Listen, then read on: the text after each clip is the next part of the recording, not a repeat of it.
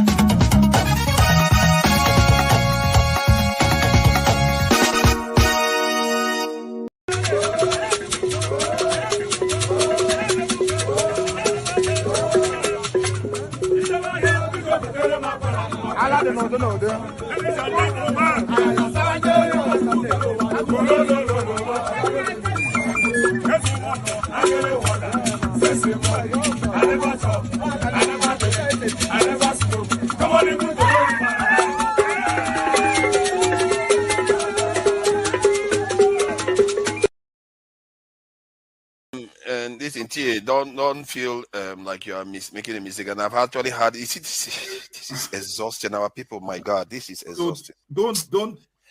I think I'm going to leave this place because people are exhausting. I've had this conversation with CM. And he pretended as if he doesn't know the context you were talking from. This is scary. This is just scary. Our people, because are so dishonest. You see videos, you know what? Sorry, forefather. You should come and take over. You are too dishonest. No, let me see. I'm tired of you people. It's unbelievable. Show can come and take over. Show you can come and take over, please. Forefather. These people are just full of dishonesty. Please. They will never tell you the truth. I don't know whether what are you accusing me? You've seen whether it's deliberate or not. Calm down, please. Something is broken in our people. Oh, Father. Something is broken. Calm down. We've had long conversation. That's made this. They asked a question. I gave you instances. A long one. I gave you instances. What is see, unbelievable. See, listen, forefather. Let me tell you. Let me. This is not a joke. It's not a turn-by-turn thing here. I wouldn't be here. After this election, stop coddling Showore and having him running his mouth. He cannot win a single local government. So you are the one running your mouth. Like, stop be respectful to Showore. Castanya and be sorry to Showore. Are you mad? Are you alright? Mute that guy. Mute him. It's my turn. Are you mad? Mute that boy right now. I'm hold on. Mute that son of a bitch. No. No. Pansa, no, you don't say. No, this is not good. You see, this what I think I've said, why do you people want me to be making commentary, editorial commentary on this? This is your chance to speak. But you guys are making me to make editorial commentary. Why do we hold on, Pansa, hold on. I'll call you when I'm done. Hold on. Everybody hold on. Why do all of us think that we are that important? Anybody, whoever you are. Why is this? Do you think this election will? I've seen the world. I don't know where you live. I don't know how you study history. I've seen the world. Nothing. This is not the end. This is not the end. We can't allow people to come here and talk this way. It's not good. You can make your point and quietly, and people will get your point. You understand? Nobody. No, not yet. I'm not finished. Maybe I'll start treating this as like a classroom. I teach a class. Nobody can speak like this in my class. It's not possible. But I just know that I want to engage. I want people to have conversation. I want to make it free. I don't want to start putting people, banning people, stopping people from talking. I don't like that. Okay. Children are born and put on a rubber stool. No, I tell people, Dr. Damages, you need to come, if you want to know the level of poverty in Nigeria, you need to enter the Nigerian hospital. You'll be walking at the doctor, sometimes you cry. Sometimes we use our money to give patients. So when people see doctors go on strike, I get mad. I had to leave. It's painful. You see a child that you're taking care of. After a few days, the child is getting retrogressing. The child is getting worse by the day because the drug you recommended, you prescribe for the child. They cannot take the child's prescription to the pharmacy. There is no money. They don't have money in their account. The little baby that is so fragile, you manage to take their blood sample. They cannot process the blood sample because the person at the lab said no. They don't have the money in their account. They will take my salary if I process this sample. So you watch the innocent baby go retrogress. What do? You take our money from your pocket and give that parent, mother, please go and put in this account. Let me see this child get better. And we're here defending thieves because they give you $5,000, $1,000. What is $1,000? Children are born and put on plastic chairs in Nigeria. Are we not ashamed of ourselves? And we'll call Obi stingy. Let him be prudent and let us have functioning hospitals. Let us have good roads. Our people are dying. Children are dying by the day. I had somebody when I was in Calabar, and when I was still a medical student, the man I used to buy something from at Amaya Market, his child was born premature. Guess what? But the child was older than the other child that survived. Why did his child die? Because the child missed the last incubator that was available. The other child that was born that was weaker had the incubator. His child did not have any incubator. They had to wrap the child and put a lamp beside him. That child died. Oh. And you don't have the effrontery to come here and defend Tinubu Atiku. Oh no, it's so sad. It's so sad. You want to know poverty? Enter the hospitals of Nigeria. You don't know nothing. So we have to be very careful what we say. Very careful. There's poverty in the land. There's poverty in the land. But a lot of. As we enter 2024, I welcome you with these two messages from Chinua Achebe.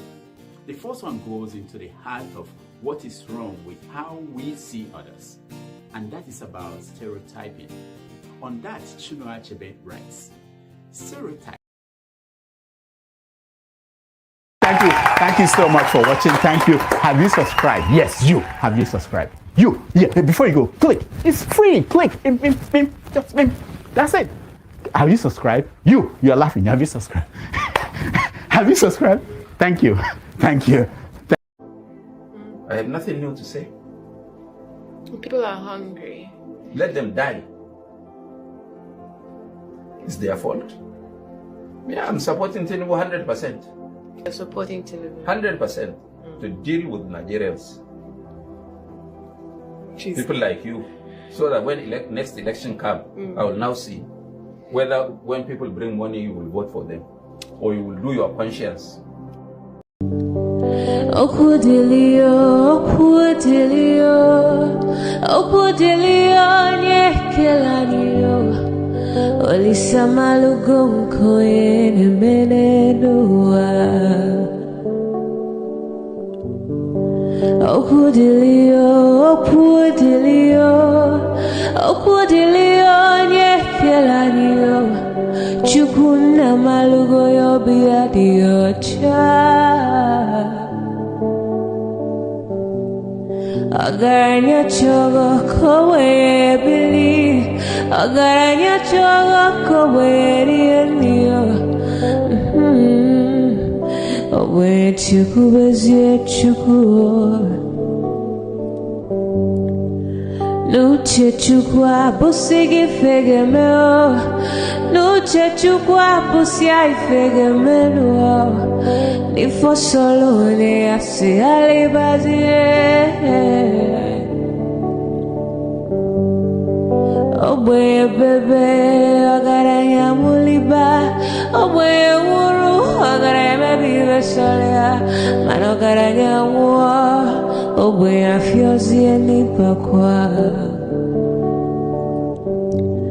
Agaranya chogo kowe bili, agaranya chogo kowe rienio. Obe chikubezio lisa.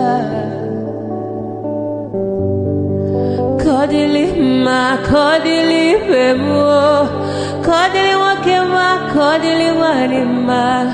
Naino kwane we peluo.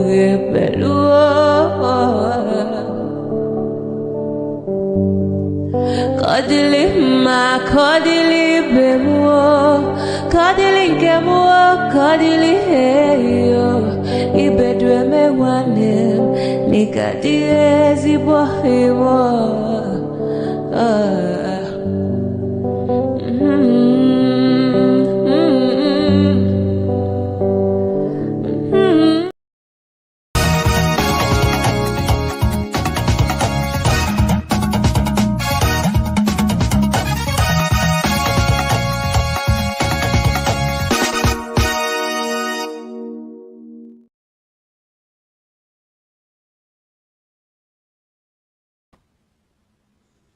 All right. Good afternoon, ladies and gentlemen. It's good to have you all on this special broadcast. My name is KJ. I'm going to be sitting in for Dr. Damages. Today is going to be a good ride. It's going to be a good discussion. And we urge you to tune in. We thank you for all your support over the years and always being here for us every Sunday when we want to have these sermons. Today's sermon is going to be very interesting because we'll be discussing something that is pertinent to every one of us, something that those of us who are Christians have for a long time been concerned about. And today we'll give you an opportunity to air your view respectfully. And just like the song said before we started, that is where we stand. Let the kite perch, let the eagle perch. Also allow space for the vulture. If you don't want to allow the vulture to perch, then show it where it will perch. That is the worldview of the Igbo man. Let all exist. Let us all exist in unity, togetherness, and let everybody be allowed to express himself so that we all can together develop, together. Today we'll be discussing the impact of religiosity on the Nigerian development and the society in general. And it brings a lot to the table. Some of us earlier have argued that the religion that we practice or religious practices in Nigeria, be it Christian, Muslim, or native doctor, or African traditional religion, does not help development. We want to see if that is really true. And we'll have quite a lot of people to touch. However, I try to play safe on this broadcast because certain pastors have told us clearly we cannot use their video. Don't quote them. Don't play them. Don't even, whether they are right or wrong, you shouldn't criticize them. You shouldn't talk about them. But the question is, if you come to the public space, it's just like someone who comes to the public space. You are in the public space and a person is doing a recording of a video. You don't have to take you can't go to the market and take permission from everybody before you do your documentary or you do your video. It's a public space. Anybody, as long as I'm not within your house, I can actually be able to record you. As long as I am not going to put your face, but if you are passing where I'm taking my shot, you cannot tell me not to take my shot because you are passing. It's a public space. We should understand some of these things. You see, unfortunately, we are in a nation where everybody has become law to themselves. They can sit in their mosque, sit in their churches, sit in their native doctor grounds, and begin to canvass an idea that hitherto is very strange to the nation or even to the constitution of Nigeria. Nigeria is not, a gusino or bolo put together okoro soup. No, it is a nation that is run and governed by laws. And if we have laws, then it means that you cannot stay wherever you are and begin to, roll out, throw out, rules and regulations that others must obey when it has to do with you. When you're not even in your own space, you're in the public space. So when you come to a church, unless you're saying a church, not a public building, if it's a building where more than one person who, it is a public building, my brother. So put down your shield, say what is right. Don't preach controversial gospels. Don't say controversial things in your mosque. Do not do the things that the law has said come out to, that is not in tandem with the constitution of Nigeria, so that you will be in liberty to practice and do whatever you need to do without necessarily being criticized. But as for the streets of the YouTube, of the internet, many people, known to you or unknown to you, once you upload a message, everybody has the right to go there and access it. As far as I know, there's not been any time that a law has been issued saying, once I upload a message, you cannot have it. If you don't want your message to be heard by the public, put it on a private. You can put your settings on private, and so people who are not close to you, who are not friends with you, will not have access to it, and consequently, you circulate among your people. So whatever you want to teach them, you teach them. But the one that you come to the public space and put the teaching that contradicts that which even the law book you're using doesn't say, and you say people shouldn't criticize you, you'll be making a big mistake because people will call you out. Ndị Igbo na-atụ ilu si, otu onye tiere ọha akụ, ọ tagbuo onwe ya, but ọha tiere gị akụ, itakata ịnwụọ. In other words, if one man breaks kernel for a community, the community people will finish eating it and they'll not even be satisfied. But if the community gather to break palm kernel for you, you will eat until you die because you can't be able to finish it.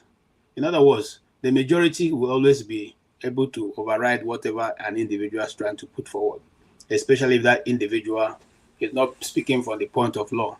Having said that, so I don't take all your time, I will invite very easily today into the discussion, but let us touch some of those things that I want you to look at.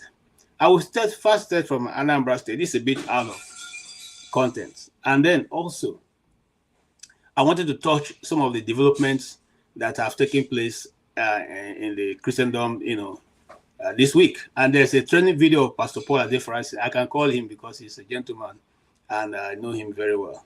Now, that video, I have watched it over and over.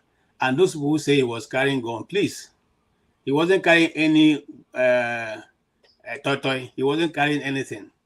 Okay? If you go back to the video and look at it again, the same hand they say they carry the instrument. Now he takes the drive, turn the steering before moving. It couldn't have been possible. So that is hearsay, or rather not true. Yes, sometimes people can see things that are not there, especially if it's at that time, early hour of the morning, and someone sitting in a car. It's not possible for you to have seen. And as far as I know, you can accuse me of anything, but not that of being, no, he's not that. Yes, so we can say that we have watched the video, and we can confidently say that the man, as he said in his teaching, wasn't carrying anything. If you see the way when the man, the builder said, when you say 6-pack, it is, because I remember now, the guy too, now Lagos Bobo, he's able to take care of himself, even if he stands by himself. So I don't think he needs those kind of things to defend himself. But having said that, I could say that yes, he probably overreacted. He probably overreacted. And again, because it's in the public space, you couldn't have tell somebody not to take a picture who is doing a street. I mean, we'll call it street shot. I'm trying to remember the professional name for it. Okay, it's you are out there to record random traffic movement. You cannot say to somebody, why recording traffic movement? That's what they are chosen to do, and he's in the public space. They have the right to do that. So on that note, I would say, yeah, maybe he overreacted. But not maybe he overreacted, but to say that he was no, he wasn't carrying nothing. Let's get that straight. And some people, when you see them in the public space and you're recording, they want to cover their face and pass. Those are the ones who know because it's a public space. So they can do whatever they want to do as long as within the ambience of the law. Now, in Abuja, you couldn't go to the 3-arm zone to go and record because some places are restricted.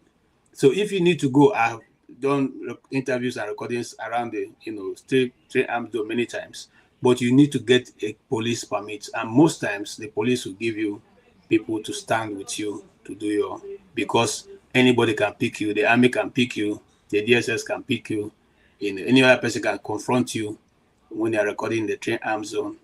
But if you have the police there, most times they give you and they even give you a police van that will be standing by until you finish what you want to do and go away. So my advice to videographers, photographers, documentary producers, content creators, and all the likes of them, if you're going to record in a location, a location that you're not familiar with, find out what is required in that location, and you take the necessary permission that you need, so that nobody comes to tell you to delete the videos or begin to drag you and waste your time.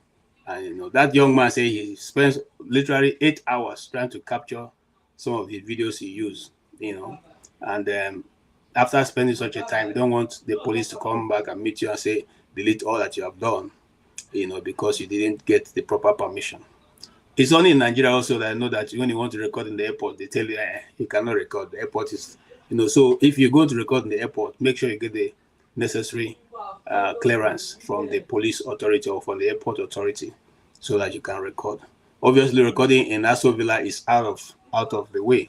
But if you have to you also have the necessary permit, you can actually record. They will show you the places that you cannot record and the places you can actually record. So bear that and go ahead and do your content creation. You enrich the lives of many people outside of Nigeria who want to see what's going on.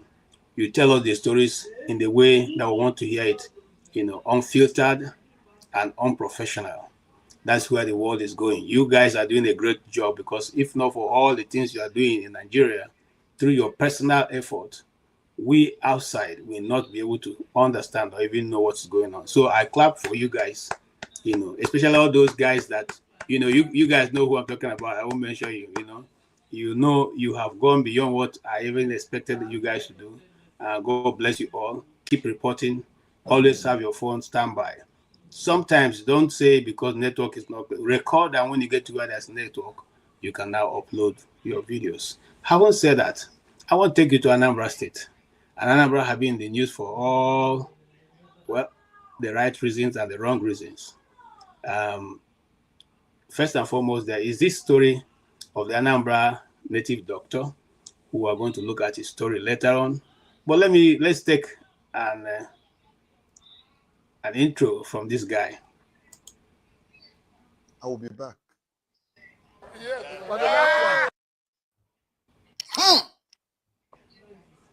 Abomination has happened in Anambra State.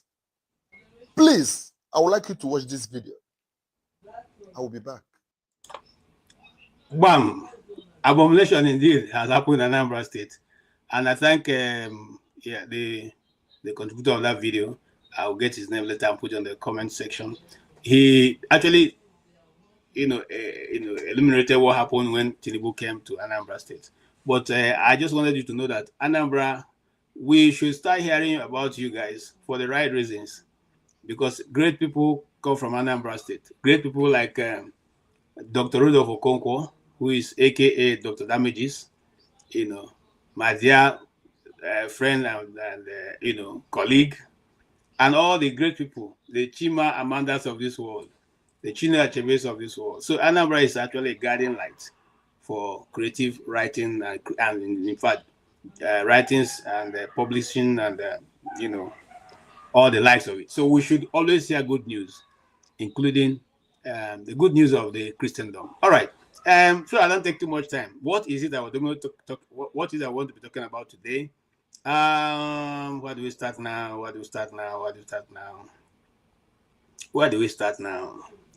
Okay, let's start from Uncle. Never been the same again. Most people didn't know that the people of our father's generation, most of them were not businessmen. And even when they were living in Ikoyi, they didn't own the houses. All those who were the so-called Adepotas growing up in Ikoyi and Apapa, these men, they were all staff quarters in those days. The pastor, Ibiyomi or what, I forgot his name, said the other day that Jesus Christ never visited poor people. How can a true Christian say that? A lot of our pastors are very dangerous people. Very, very dangerous people. Very, very, very dangerous people, to the point that some of them must be in their cults. One politician was asked, one governor was asked, by Shewo Kimbaloye, which university do you attend? I said the matter is in court.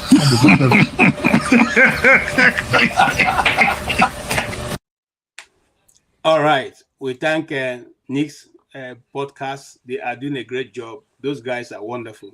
They are always coming up with topics that are very, very, touching the hearts of everybody. And they say it as it is, especially that, that great guy there. The guy is wonderful. Sometimes I listen to him and I'm like, wow. I thought that some of us are bold. I see that guy is a tiger, and he says it the way it is. And if journalism was like that all over, we'll probably have a better country. Because what is the work of a journalist? The work of a journalist is to hold the government accountable. The journalist is supposed to be on the part of the people. We're not supposed to be mouth. I know that there's something that I did. In one of the courses. Let's not go there. It says that Africa, we are doing developmental journalism, but that developmental journalism had been used now as a yardstick to be lying. So government goes to commission a road that is 750 kilometers, and they say they've done 330 kilometers. You come without verifying that fact and report the same thing. So how have you been able to hold them accountable? Nobody asks question. Sir, since you people came to commission, why didn't you drive along the road so we see how far? Why do you all gather in the other tent to commission this? Okay. Why are you in a hurry to commission the road that is 350 kilometers? You only done 4% of the road and you are commissioning it. Okay. These questions must be asked. So the work of the journalist is to hold the government accountable, irrespective of whether it is APC, PDP. And that's why journalism in America, though it still has its own faults, but to a large extent can ask point blank questions and expect that those who are responding will not dodge away from it.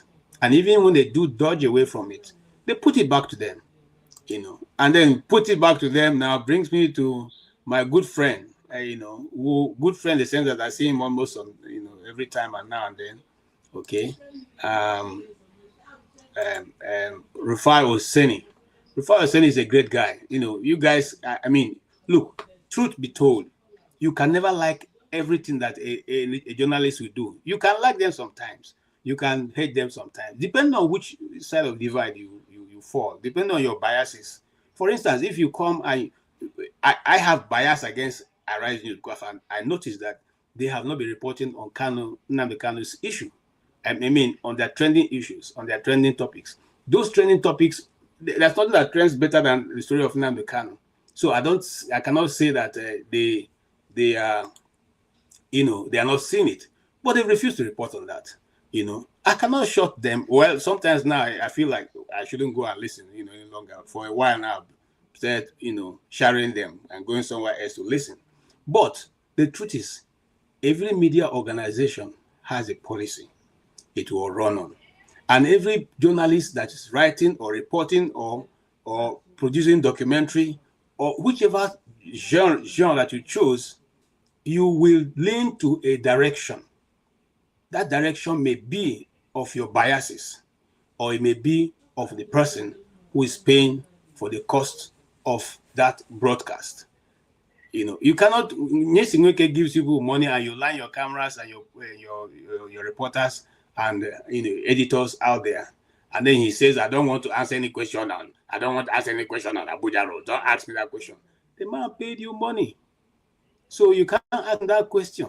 So sometimes we watch these things and we say, "Why are they not asking these questions?" The man paid for it.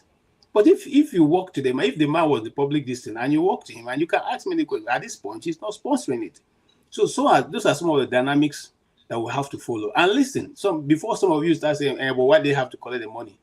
They have to run the organization. The media in Nigeria is sponsored by the person who owns it. Most times, they depend on government largesse, like coverages to make money and advertisements that is not there. Anyway, coming back I want to thank you so much for your support. I really appreciate it. Thank you. Now at least I can get a cup of coffee and then we can go on to the discussion. All right. Yes, so I want to go ahead and say this. So for Oseni, I like the way he tackles them.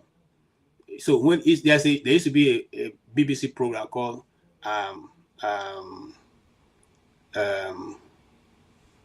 Hard Talks. When you go into Hard Talks, you don't go there because you are going and expect that they are going to, what do you say now? They're going to come to play with you. Sir, what do you think about it? Say, I don't think about anything. Why do you have that question? Okay, let's ask another question. No. If you come to Hard Talks, you are ready to take it. So if you're going to Ruben Abati, I am going to Orfai Oseni, I am going to that lovely lady who knows how to frame question. What's her name? Fimbai. Okay? You should be ready. Then go ask you the question. If Dr. Bati, if he may ask you quite, and I like Dr. Bati, not that I like him because of, I like his style. Some days I like him, some days I say, come on, Dr. Bati, what are you doing? Come on. But that's how life is. It's even your own siblings, not every day you come, you're in love with all of them. Some days you look at them and say, how did I even come, how come I'm in the same family with this kind of person? That is how life is. Journalists are human beings and they report what is going on. Some of them will report always from their biases, and all that. So coming to say Oseni didn't have a first degree in journalism, so he cannot be a journalist. That is far. Okay? Because even in the developed world, majority of people who are top-notch journalists didn't read journalism. And I'm not saying that journalism is not, I read it. I mean, theater arts, of course, you know that as a theater artist, especially if you read it from where I read, majority of your senior courses are from, journalist course. And then media arts, which is a master's in it, all is about media. So anybody who says, I must have to do that before I become a journalist doesn't understand the word journalism. Because even in agricultural husbandry, journalists write about it. So if somebody who read agricultural husbandry is writing about agricultural husbandry in that genre, will you say, oh, it shouldn't have? No. So that is, by the way. Now, listen, and I say this again with due respect to all who probably will disagree with my position. You are free to disagree. It's not a problem. Listen, one thing is, even if you are writing, even researchers, or at the end of the day, tilt to one direction. Your direction or your conclusion may not be what I will conclude with. And that's why when you go to school and you're doing research and documentation, not because you're going to, become the first to be on that line, but because you're going to add just a little. That little you're going to add is enough to further the discourse on that subject. Having said that, let us go also and look at what is the role of the Nigerian church, and has the Nigerian church been able to bring development and help to frame the minds of Nigeria towards national goals and development or national aspirations, or have it not been able to achieve that? And I say that. Now, when I say Nigerian church, I also mean the Nigerian mosque, so you can discuss as a Muslim if you're a Muslim. You can discuss as a Christian if you're a Christian. You can discuss an African traditional religions person if you're from that end. We're ready to take all shades of idea. And so come with open mind and come prepared, because we'll ask you questions on that, and then you can also give us your conclusion. Thank you. And yes, I will give you some of the things that we felt are not necessarily in line with what the Bible is speaking about. And you will have a filthy strategy that Jesus will open your eyes. Have you read the book of Ephesians chapter 1 verse 18? So the eyes of your understanding being enlightened. It is when those eyes are enlightened, then you can now know three things. There are three things that you cannot know except the eyes of your understanding are enlightened. They are mentioned there. That you may know what is the hope of your calling. What's the meaning of that? That is God's eternal purpose, the grand plan that God wants to accomplish. Most of you are seeing from the ground. Most of you are... If the eyes of your understanding are not open, you cannot see the riches of the glory of his inheritance in the saints. They are riches. That's what we call the central bank of grace. You cannot see the resources that God has put in place in order to galvanize you to fulfill his will. So you will create your own resources to achieve that, your own style. Because you cannot see those resources, you will not be able to wait for God's timing. You will have a filthy strategy that Jesus will not accept. And because you have physical success in terms of numerical capacity, financial capacity, you might think you are doing something. But the body you are ministering to is mystical. So all your advantages of smartness, of learning, may actually be disadvantages in that context.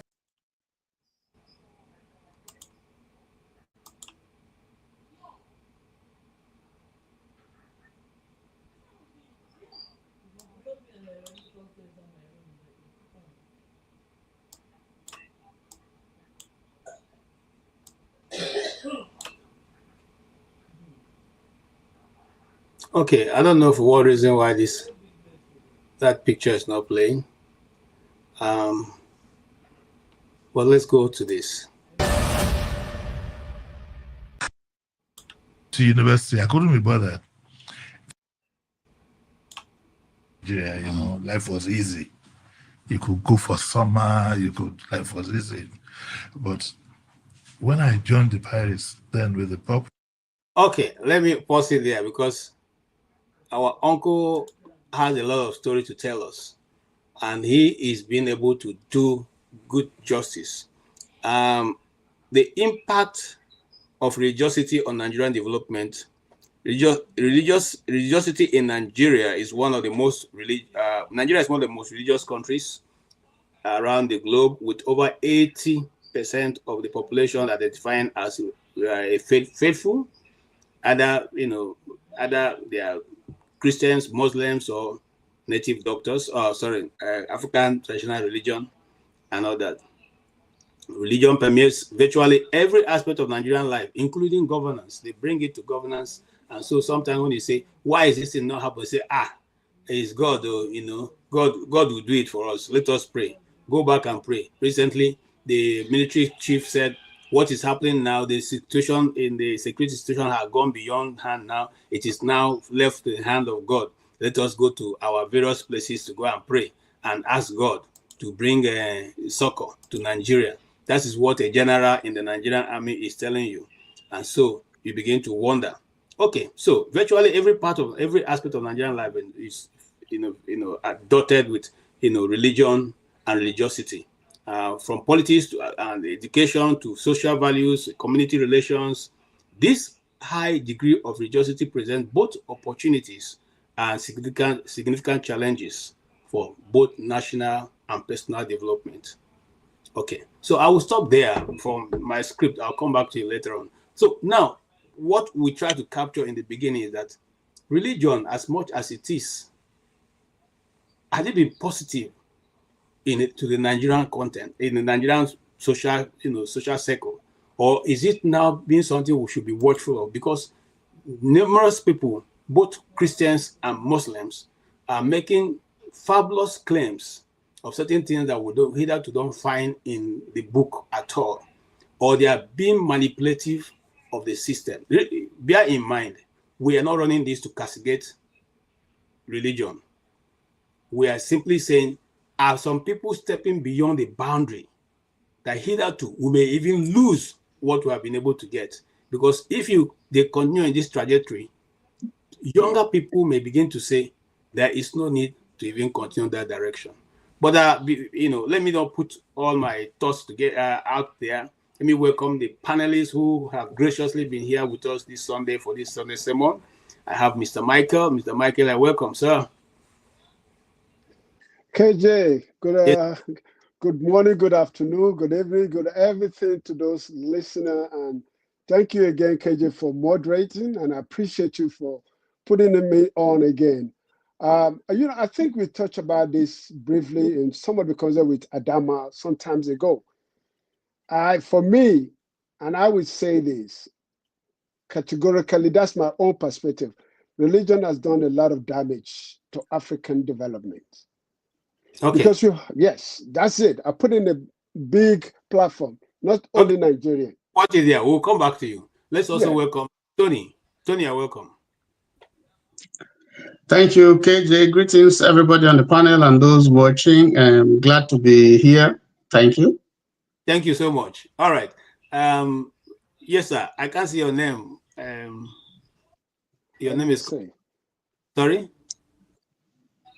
It's covered. Yes, go ahead, sir. Hard not, right? Yeah. Because, sorry, I have it... have your say covering it. Okay, go ahead, sir. You're welcome. Okay, thank you, Oga KJ. In a nutshell, I'm in line with what Michael said about religion being harmful to us, generally speaking. But there are some good things that religion has done. But I think the harm overwhelms the good side of it. All right, we'll come back to it. And Mr. Michael, I'm coming to you. I will not rush you into. Let's gradually move in. Today, there's a training video that happened 2 days ago, and about a man that I know very well and I respect, Pastor Paul Adefarasin. Yeah. And the traffic issue. Have you had time to watch that video? To be honest with you, I did. I watched a brief of it, and then I think it was VDM, Very Dark Man, that brought it out to bring it to the public attention. I saw it, and I saw the rebuttal of Pastor Adefarasin that saying that it is not true. Are you getting me? So I don't know what is true there. So I cannot speak on that one. What is I don't know. Okay, he was accused of holding something, yes. But it's not true. I have watched it, and I'm saying I'm not trying to be biased anyway now. I've gone back to the video and I watched it because they said he was so he's driving, he's sitting this way, and whatever he was holding this way. But when he wanted to move his car, this same hand he had this way was what he used in turning his steering. So he couldn't have been holding anything at the same time use the same hand to maneuver his vehicle. However, that's my opinion. Okay, thank you so much. Tony, did you see that video? No, I haven't watched it. I'm just knowing about that now. I haven't watched it, so I can't really comment.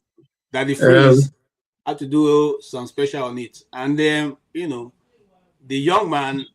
He's just a young man, really. He doesn't have anything. In fact, the interview didn't even have light where he was standing. But that's a different story for another day. But KG, what exactly is the issue there? That he had a gun in his car or something? He is a content creator, and he does those guys who take cars, beautiful cars. He does I'm trying to remember the professional name they call it. But they watch cars. They just go to the streets, take pictures of people like Ovio who have fine cars like Bugatti and all the rest, and they stop there and say, how come you have Bugatti and how did you make your money? But in the Nigerian content, they don't stop them. They just take the shots of the car passing and the back and all that. So he has been doing that now for, I think, quite a while now. But on this fateful day, pastor was passing, and the pastor said, no, you can't do that. The pastor actually stopped and wind down and said, no, you can't do that. So he felt, threatened, because they said, he didn't even know that the guy was a pastor, according to his interview with Daddy Freeze. So Daddy Freeze himself also didn't go to say, no, the guy was holding. So the guy said, he just said, no, that is speculation. He doesn't think the guy was holding anything. But The question is, why did he stop and speak to the guy? You know, because he wondered and said, no, you can't do that. And he probably also didn't know that this guy was just a young man trying to survive. He doesn't even make money from just doing it because it's, you know, it's fun to him, just to keep life and, you know, life going. Okay, because from his interview, he has not really made money from it. The only person I give him money is one guy. I called the name who stopped and gave him 6,000 once. But apart from that, now him money to take just to keep himself happy and moving. But I like what that the freeze audience were able to raise. At the time I left the broadcast, they raised over 250,000 to give him to go and help himself. Anyway, yes. So the issue, what was the issue? The issue was that the pastor didn't like the way he was videoing him. And therefore, he's a big pastor, and because he stopped and said that they felt he harassed the guy, you know, and that so that's the issue. He was holding a hot stick towards the guy.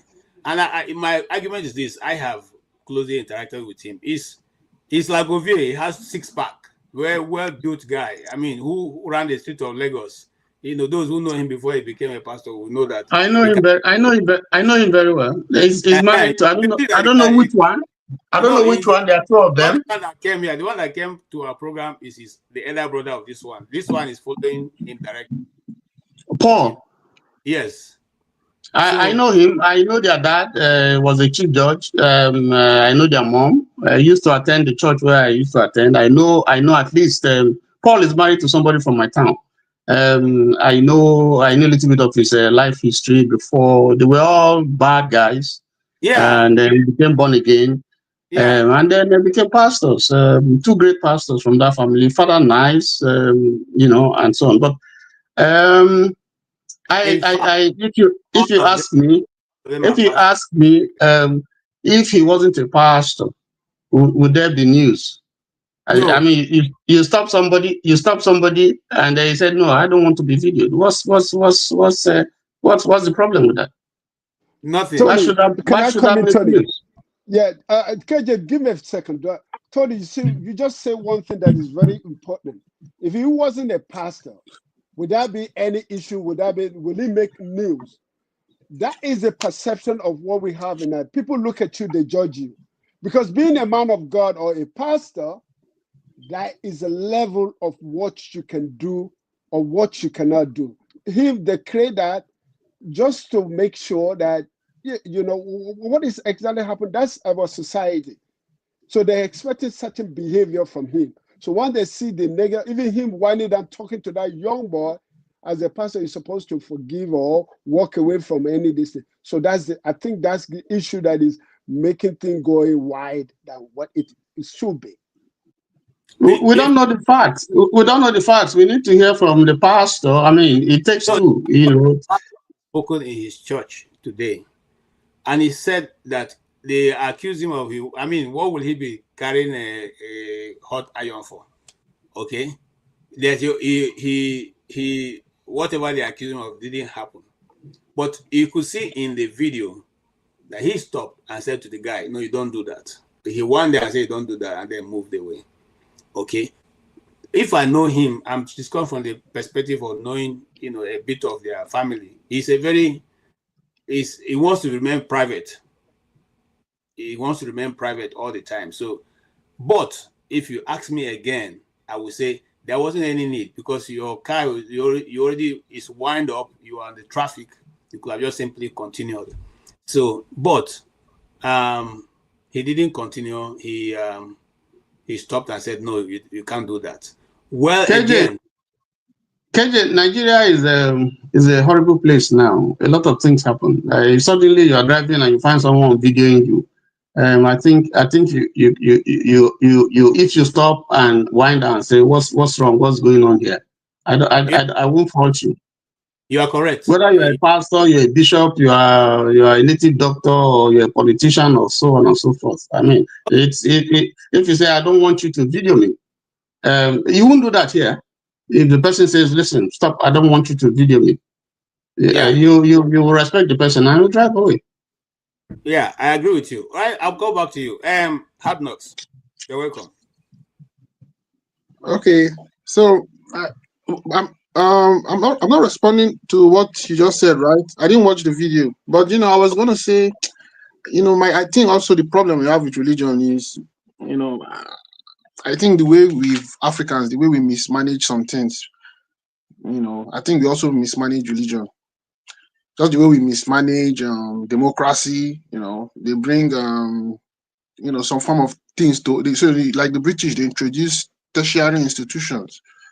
We mismanage and abuse it. You go to a university, you have a major or discipline, something like, let me say, aeronautic engineering. You're producing engineers, but they're not doing any research, you're not producing anything. And you maintain that department, you don't close it down, you don't hold anybody, you keep hiring professors, you keep churning out students.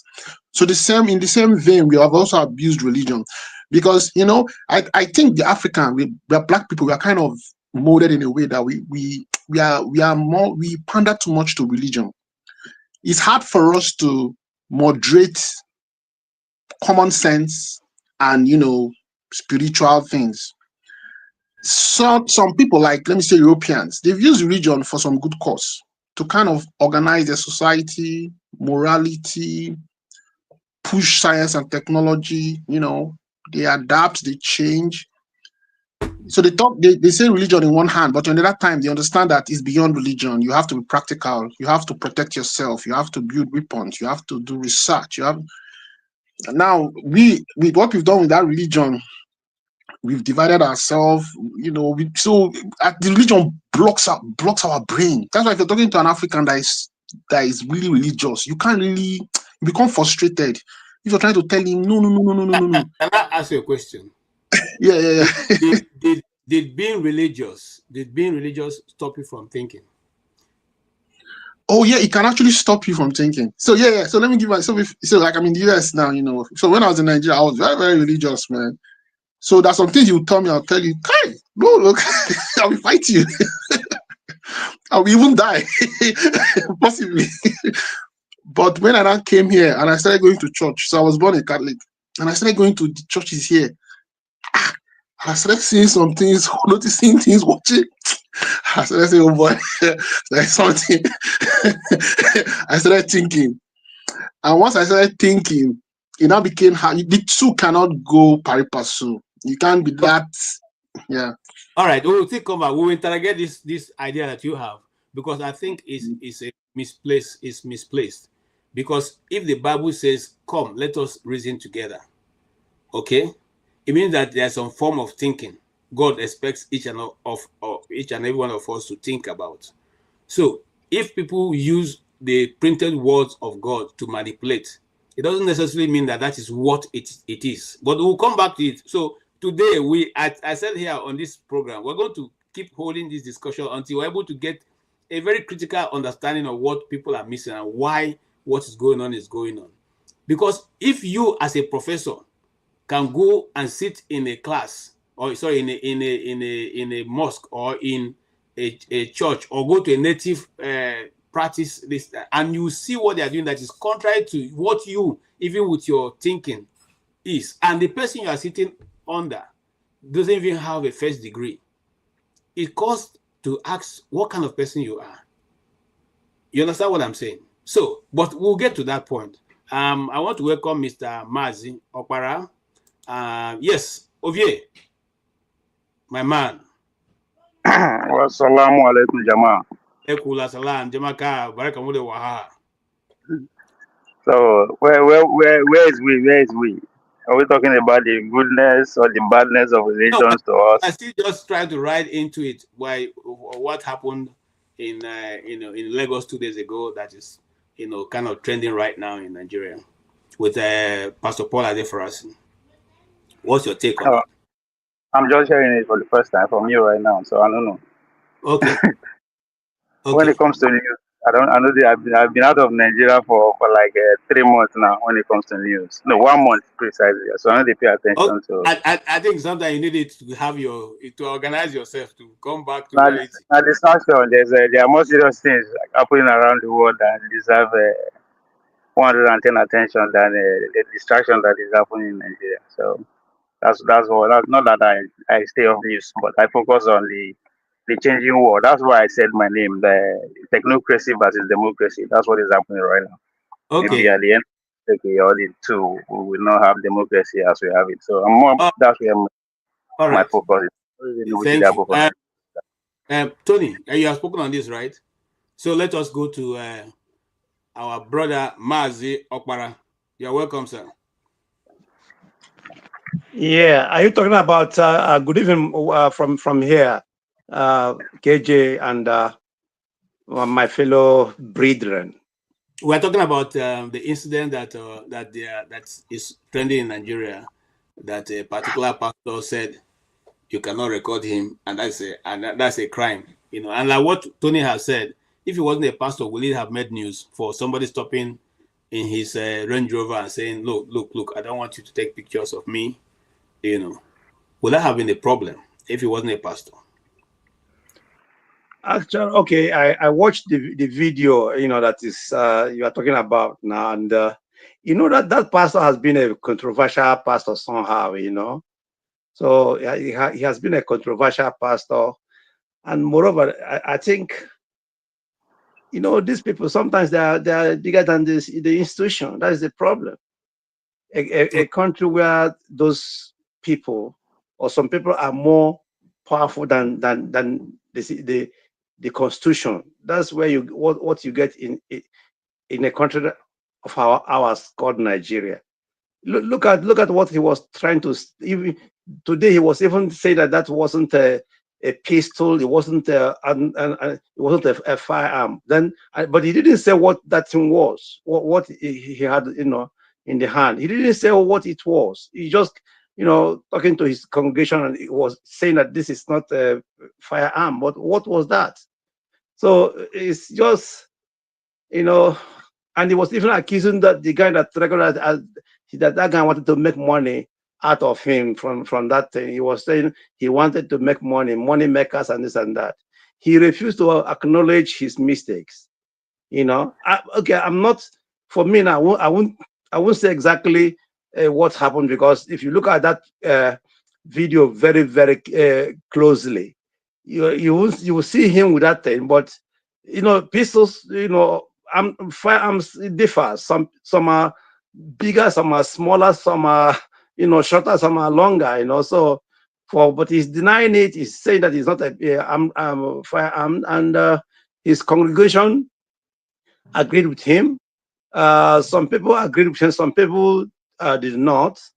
But that's what we have in Nigeria, whereby the so-called men of God, they are so powerful, they are untouchable. They are, nobody can touch them. Nobody can even ask them questions. Even police, journalists, nobody. They are very powerful. I'm sorry. That's what I have to say on that thing. It's very sad. All right. Thank you so much. I know that a lot of people don't know this, but I'll give you a background. Pastor Paul's church has his staffs are one of the best paid in Nigeria. I want to put that record. He pays his staff, those who work for him or work for that ministry, better than the government pays them. So I think that his church is more organized than majority of churches that run in Nigeria. This I know personally. So, but that's not. I'm not here to this. What we're dealing with is this issue. Why I'm saying this, because his church is house on the rock. Yes, he is.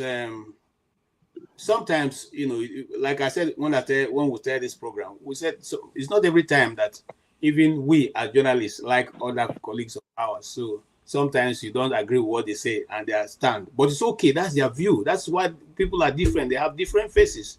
Some are short, some are tall, some are half medium. Some are fat, some are thin. People will always be people different. Anyway, now we haven't dealt with that. Let's quickly move on also. And there is another pastor in River State who said, and also trending, who said that, first of all, he had been controversial for a lot of reasons. But the last one, which made a lot of news, is that you should not report him, whether you agree with him, you don't agree with him, either with his support or without his support, wherever you are. If you report him, he will pick you up and he'll lock you. People shouldn't come and beg him. And he has successfully done it. He did it to Dr. What's her name now? The only best journalist in Africa. I don't know if you guys remember her. None of you know her? Is it Kemi? Yeah, Kemi. Dr. Kemi. You talking Kemi Olunloyo? Olunloyo. Yes. Olunloyo, okay. Was locked up by this same pastor. Exactly. And stayed almost 6 months, in detention. Now, is that what's supposed to be the work of pastors? To look for people to lock up? Look for people who are not agreeing with their message or criticizing them?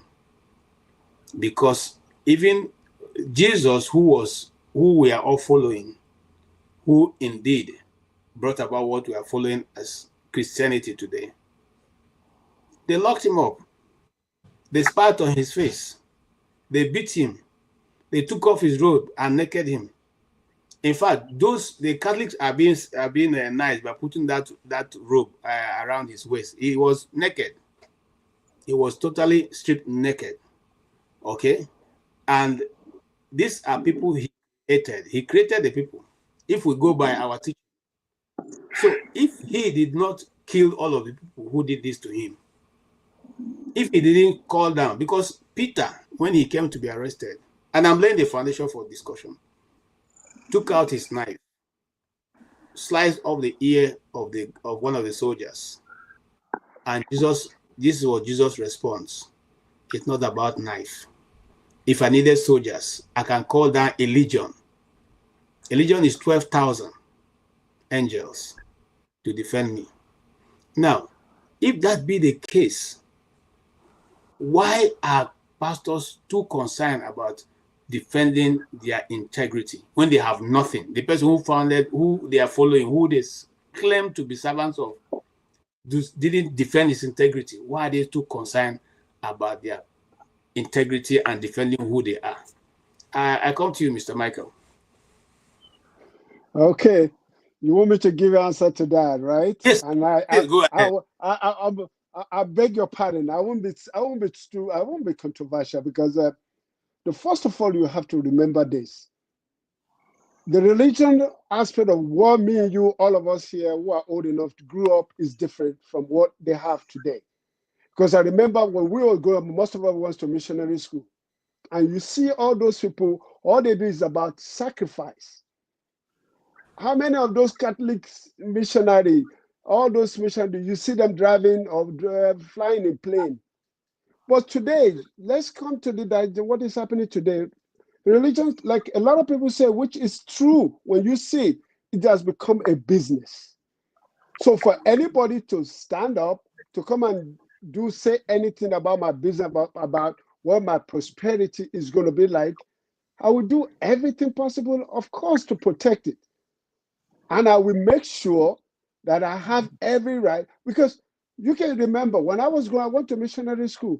I've never seen any those bishops with armed guards. Well, let's say situation of Nigeria today because of the crime situation, but that was crime at that time too. That was stealing, that was all that. But you don't see them overwhelmingly with all armed protection and all this thing. But guess what?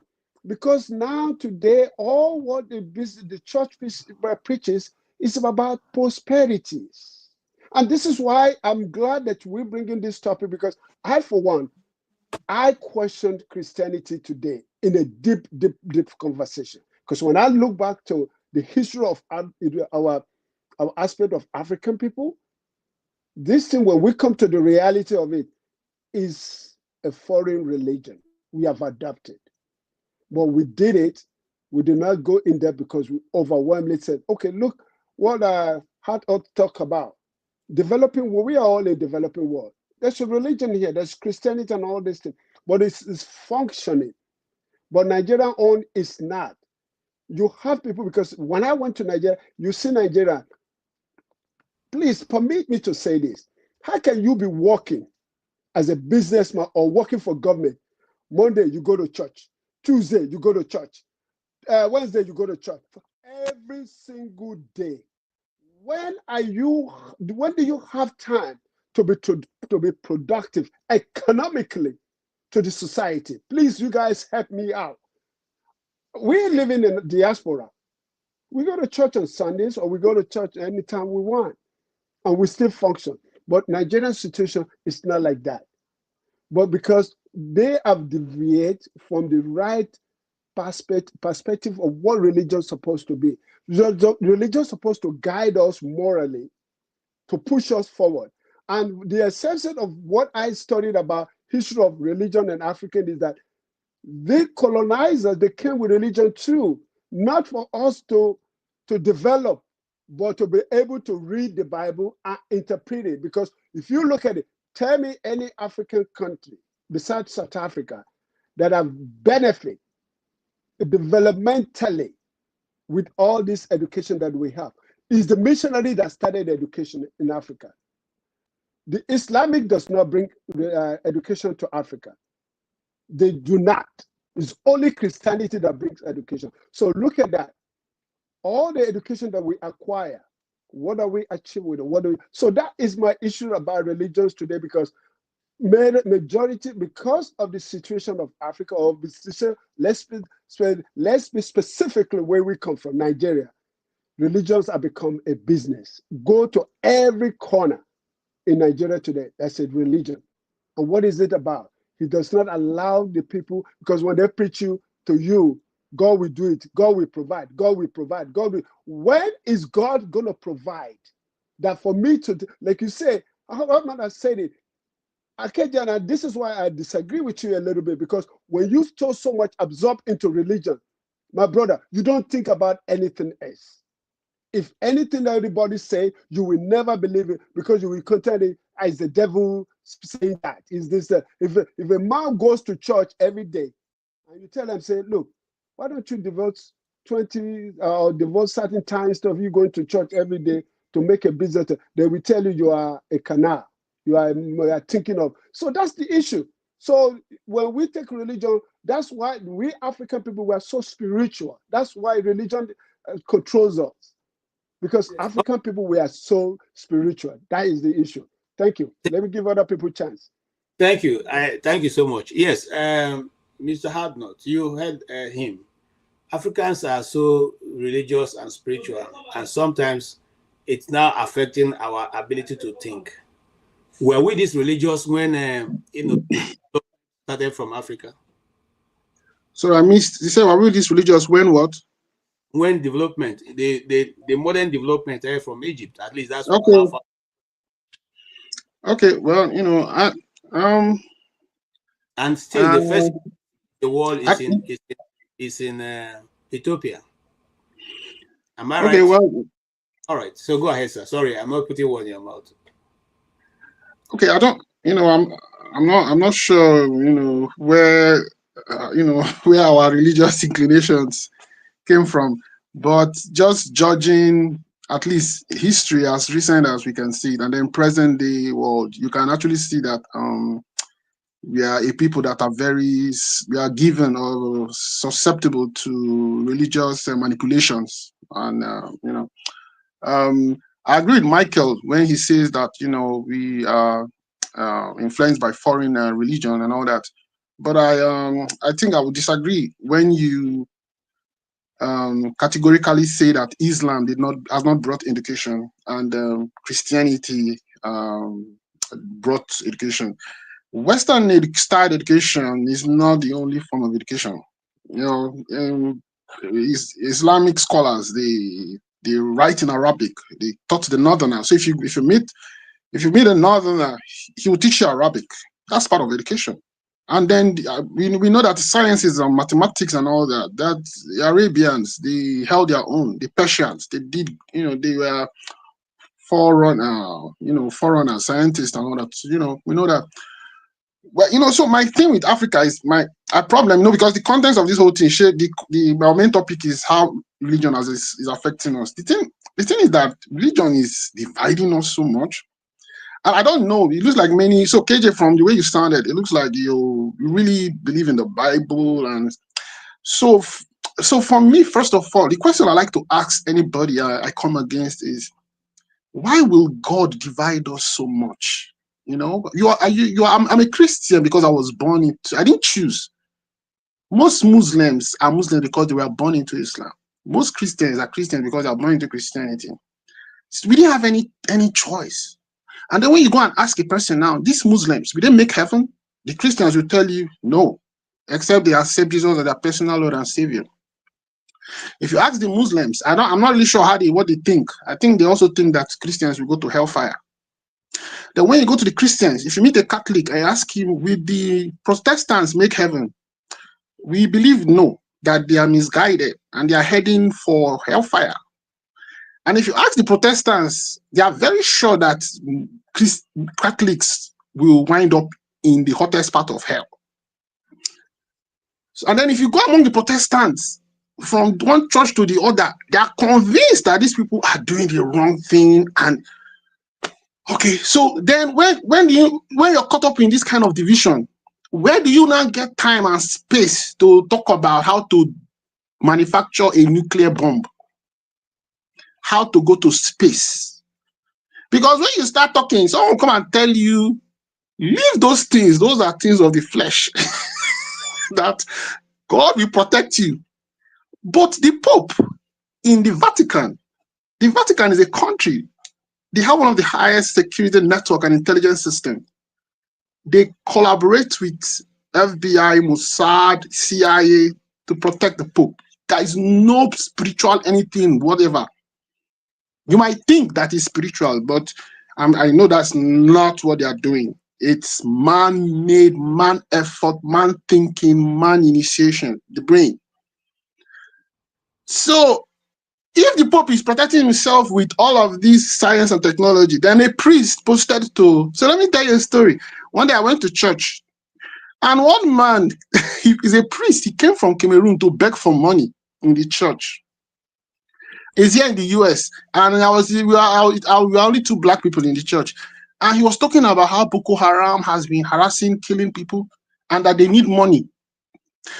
And he was begging the congregants to donate money.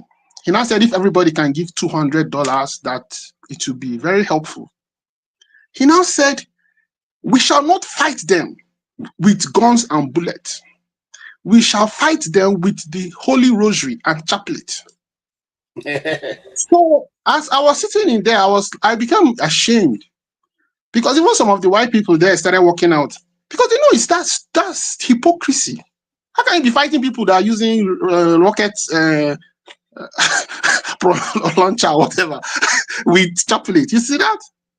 So that priest now, he has access to the souls and mind of thousands of people.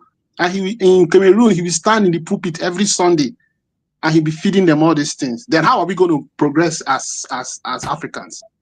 Okay. All right. Thank you so much. You made a lot of sense. I was just reading some of the comments from the comment section, and it's making me laugh a lot. Some people said I shouldn't be handling because I'm I don't know. Listen, let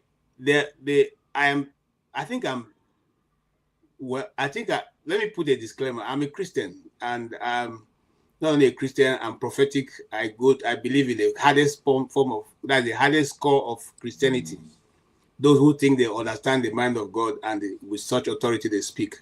So I will not say I'm a pushover. I don't know everything though, but I don't think I'm a pushover or a wave of hand when it has to do with Christianity. I think I know a little bit more than some people know.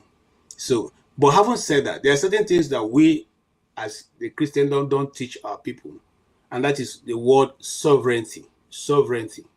That God is sovereign.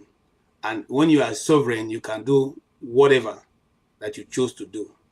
But that is not a discussion for today, because you see, the discussing Christianity is so vast and wide that if you're not careful, you'll be lost in the ocean of trying to argue little points here and there. So let's leave it and just try to dive into what we have carved out for ourselves today, which is that has Christianity and Islam or African traditional religion been able to help in our national development and cohesion? Let's leave it at that and let's deal with that. Maybe another day we'll discuss the concept of God. Maybe that would be a better understanding, and then everybody can throw in what they believe. Yes, Ovie, let me not take too far. I mean, a guy is making make me laugh for this comment section, but it's okay. Ovie, yes, sir, you are here, and another day I'll ask you if you understand the concept of okay. Rastas. There's a spiritual connection to it. You're an animal anatomy journalist. That's why they struggle with that.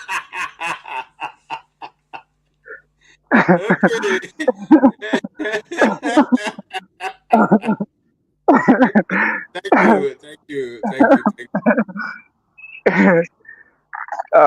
So religion, that's a serious topic, because I think it's as old as human civilization, if you ask me.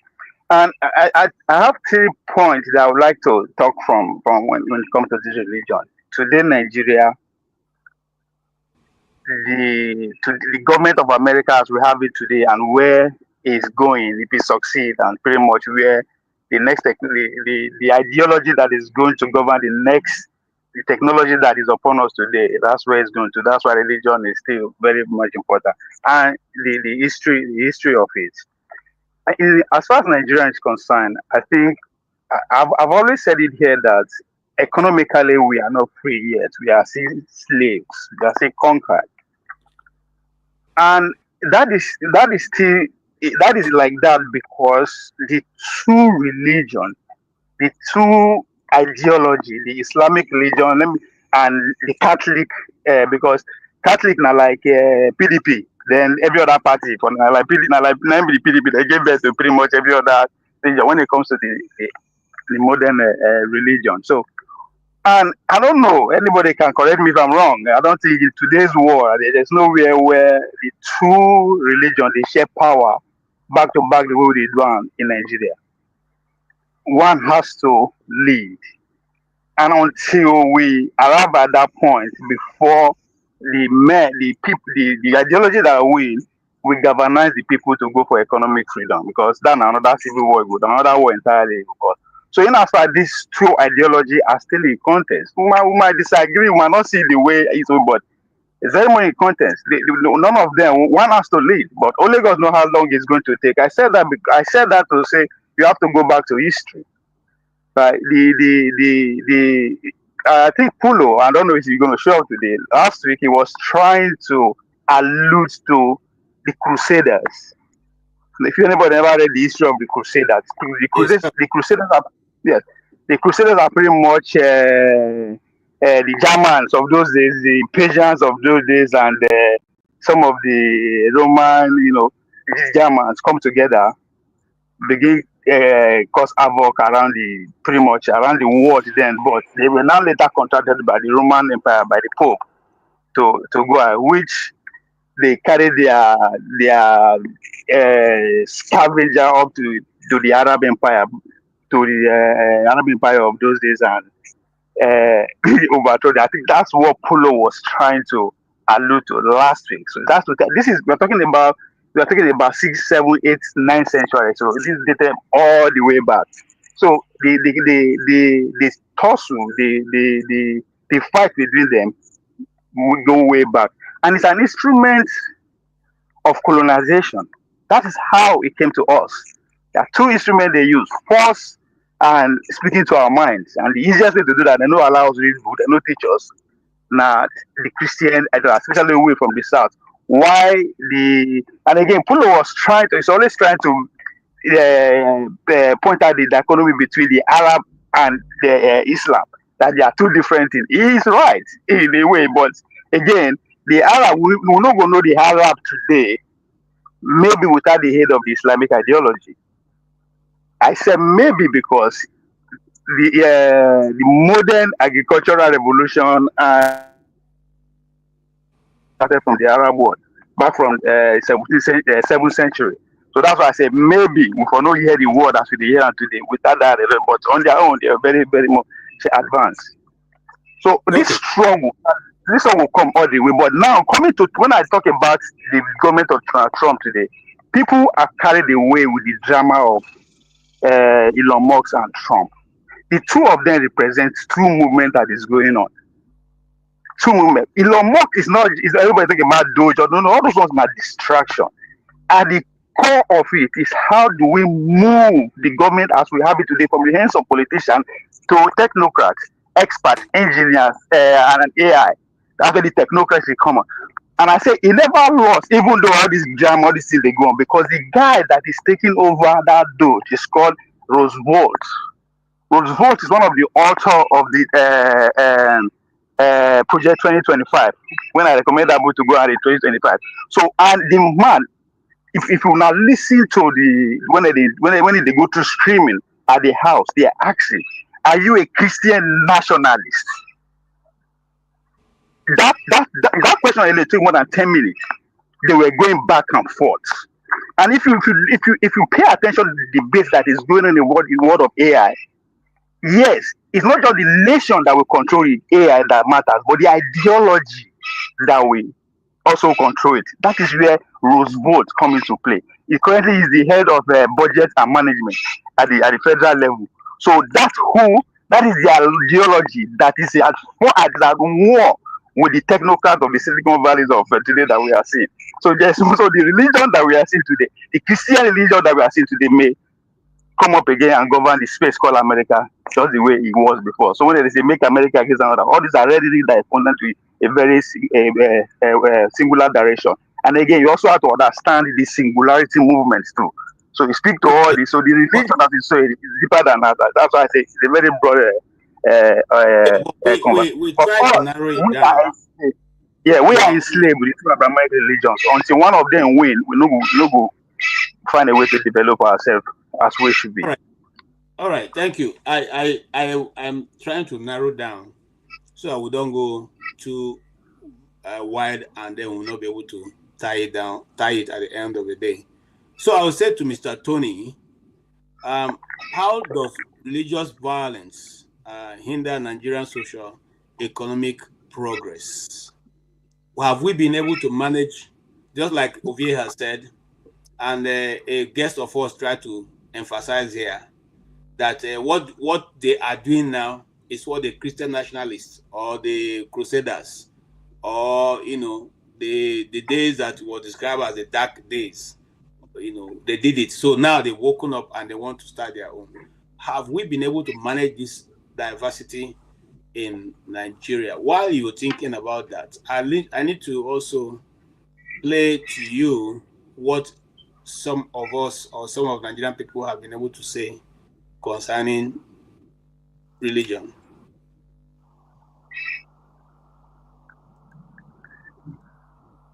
Honestly, I don't know why this I refuse to play. I don't know. Okay, that's supposed to be a Muslim cleric telling us the reason why Deborah has to die and that nobody could have stopped it. And if they decided to do it, if you insult Muhammad, you have to pay the ultimate price. And there's nothing anybody can do about it, like, no matter what you say. So they put that as their red line, a secular nation that does not have a state religion. So the question now be, if you look at their own side. Now, I have 3 videos here, just in case people who are Muslims now begin to say, I'm only speaking about it because I'm a Christian. I also have an action of a so-called pastor here, and I have an action of a native doctor in Anambra who kidnapped a 9 years old and was running away, for ritual this thing, and was caught. I still have the video, but let's go to this video before you come to this. This is from my own main. Okay, let's hear it. The nation was shaken by the gruesome murder of Salome Adaidu, a 24-year-old Kogi-born member of the National Youth Service Corps. The brutality of the crime allegedly committed by Timi Ajayi, who claimed to be her boyfriend, left many stunned as reports emerged that her head was severed and body dismembered. Since her demise, many accounts of the incidents have surfaced, leaving even more questions than answers.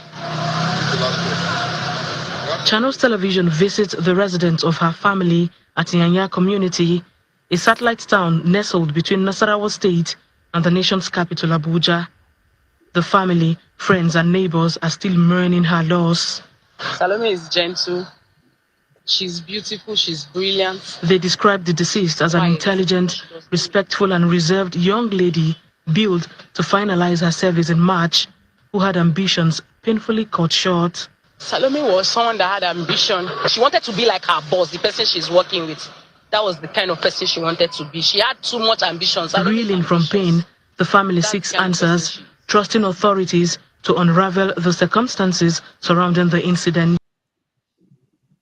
Okay, you will recall that the guy who took that action against Salome is supposed to be a pastor and a gospel musician.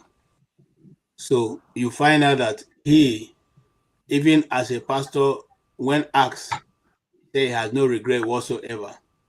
So you begin to wonder what he was pattering or what kind of music he was singing, since that he has no regrets for taking another person's life. What is the nation turning into, you will say.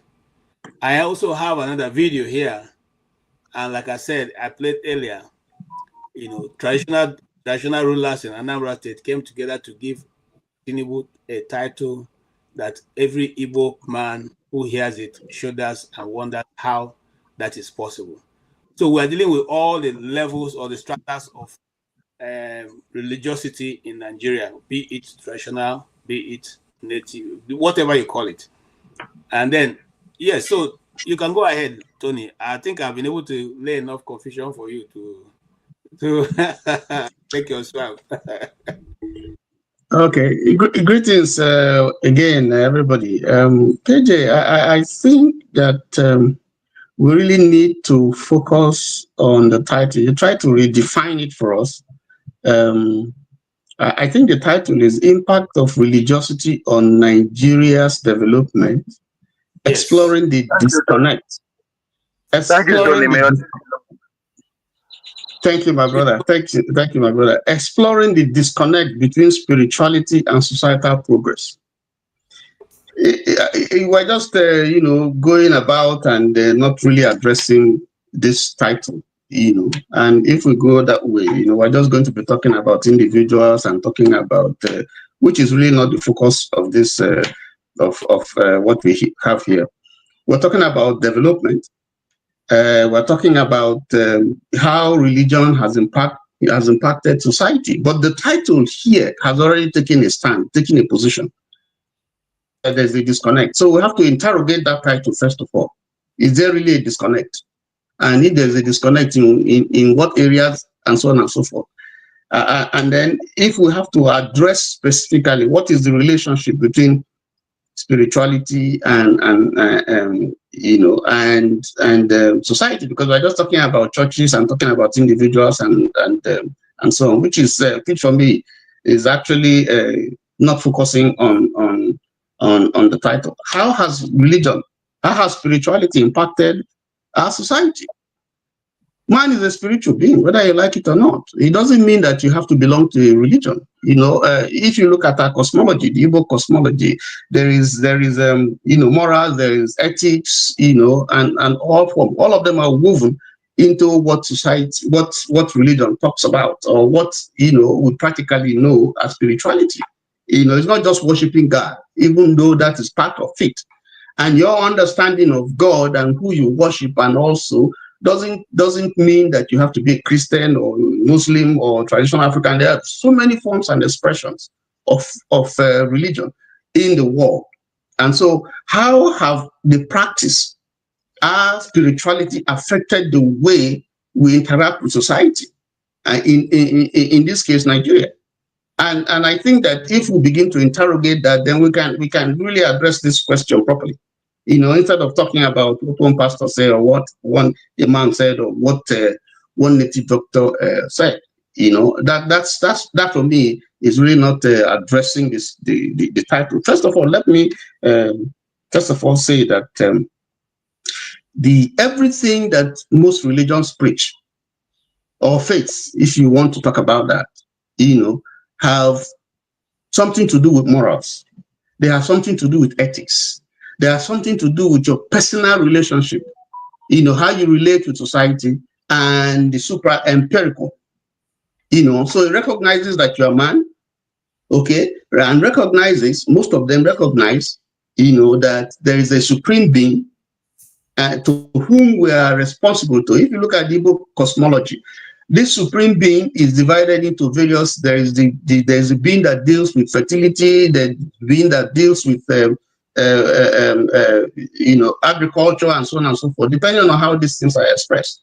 And in our interaction, we bring these things, whatever we are, faith that we practice, we bring it into interactions at the society level. So me as a Christian, for instance, there are certain tenets of Christianity that I find, that I have grown with, that I've been taught, that I think is useful even in my day-to-day interaction with my fellow people. Okay, and so that helps me. Gives me some discipline, because what society preaches, the laws of society, expects that you adhere to certain modicum of decorum, to keep society going. Otherwise, we'll be in the jungle. Now, has religion, has your faith, or whatever you call it, your spirituality, help in helping us to align with the specific goals of a decent society? My answer is yes.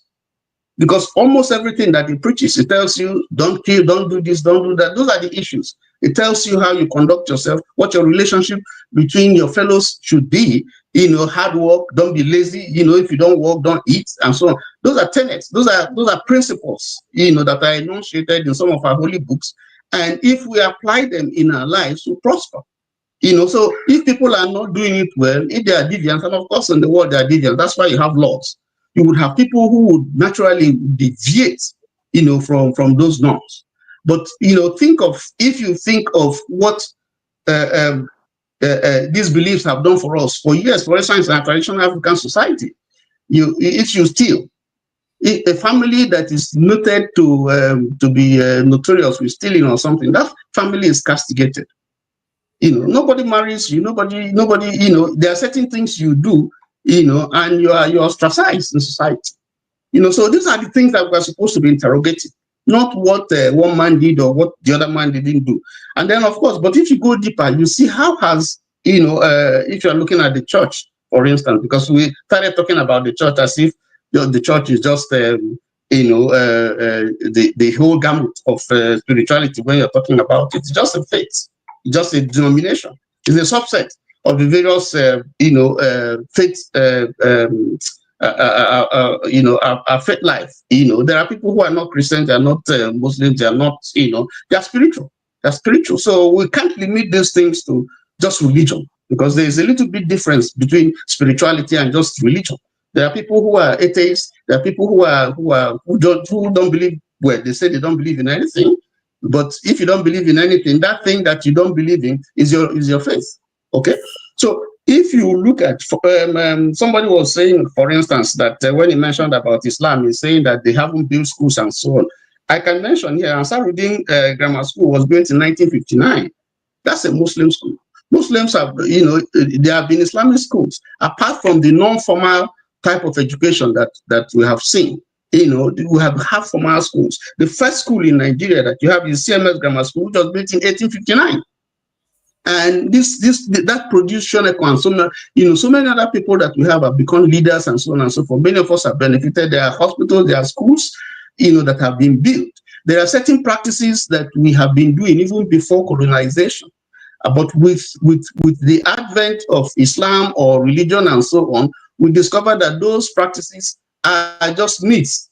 you know, and we'll stop them, killing of twins and so many other things like that. So how, if you stand up and say that the interaction between spirituality and between maybe faith or religion or whatever you call it, I don't know how you interpret spirituality, that aspect in terms of his interaction with the progress of society has been zero. I'll say no, that's not true, because if it wasn't for some of the things that we have learned, that we have been taught, you know, based on our faith beliefs or our exposure, society, you know, would have been worse than it is today. You know, where you have human sacrifices and so on and so forth. By the time traditional religion started interacting with Christianity, for instance, we discovered that, you know, those practices are not abominable, you know, and so they are stopped. And there's so many levels that we can go to. At the same time, there are certain things that we have lost because of influence of you know, Western education, like, you know, that have, you know, impacted negatively on our culture. You know, so it's a wide area, you know, so it depends on what specific aspect you want to interrogate. You know, so it's broad, you know. So I don't know how, you know, but I don't believe that there's a disconnect. There's no disconnect. You know, we have people who have not been able to use the things that they have learned from their various experiences and worldview and cosmology to advance society. I think that's where the problem is. Because once we begin to apply them to society, we'll see more progress than we're seeing now. Let me stop there so that people can, you know, contribute. That is Tony, but I disagree with you. AJ, I think what Tony is trying to say, I think for me now, I would have come from the angle of disagreeing with him. So I think from there, people will know whether our country is being headed with religion or not. I think that's what Tony is trying to say. We should have the convention from that angle. We can split ourselves, because for me right now, I disagree with everything you said about it. But of course, he has a good point. But rather than just speaking one, what is your friend talk or not talk, you understand? You understand, KJ? So we will get more, even us where they talk from that angle, than, you know. Okay, thank you so much for that, Ovie, and thank you, Tony, for your, you know, calling us to take a look at the topic again. That's why I started. When I started, I said let's treat some of the issues around, and then we'll eventually go into this discussion. And the discussion, it has a lot of pointers that we need to interrogate. And you have set the tone. So let's go there. And then the question be now, you know, what Tony have been able to say. Will you say that? And some people are on the comment are reducing it to Christianity alone. It's not only Christianity. We'll say religiosity. It does not matter whether you're a Christian, a Muslim, atheist, or whatever you believe. Just like Tony said, if you believe in the cup you're using drinking tea as your God, it's your God. It's your belief. It's what you want. Nobody's going to force you otherwise. So let's have an open mind and have a discussion. Have that affected our nation?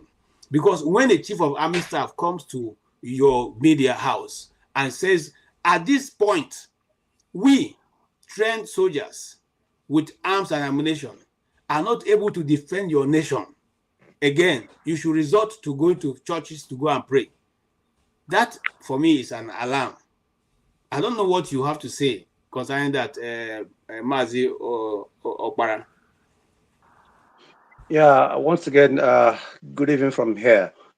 Religiosity and its impact in our society.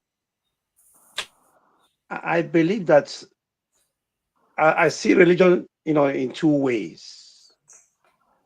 First and foremost, the foreign religion that we practice today, it has impacted us negatively and positively. Positively in a sense that at least we can interact with other people, maybe through the language they brought, because the religion was what we speak today, being English, is part of our religion, because they brought it, their language. They took our language away from us. They took our religion away from us and introduced their own language and their own religion. So that is kind of what I would say is it was a disaster for us.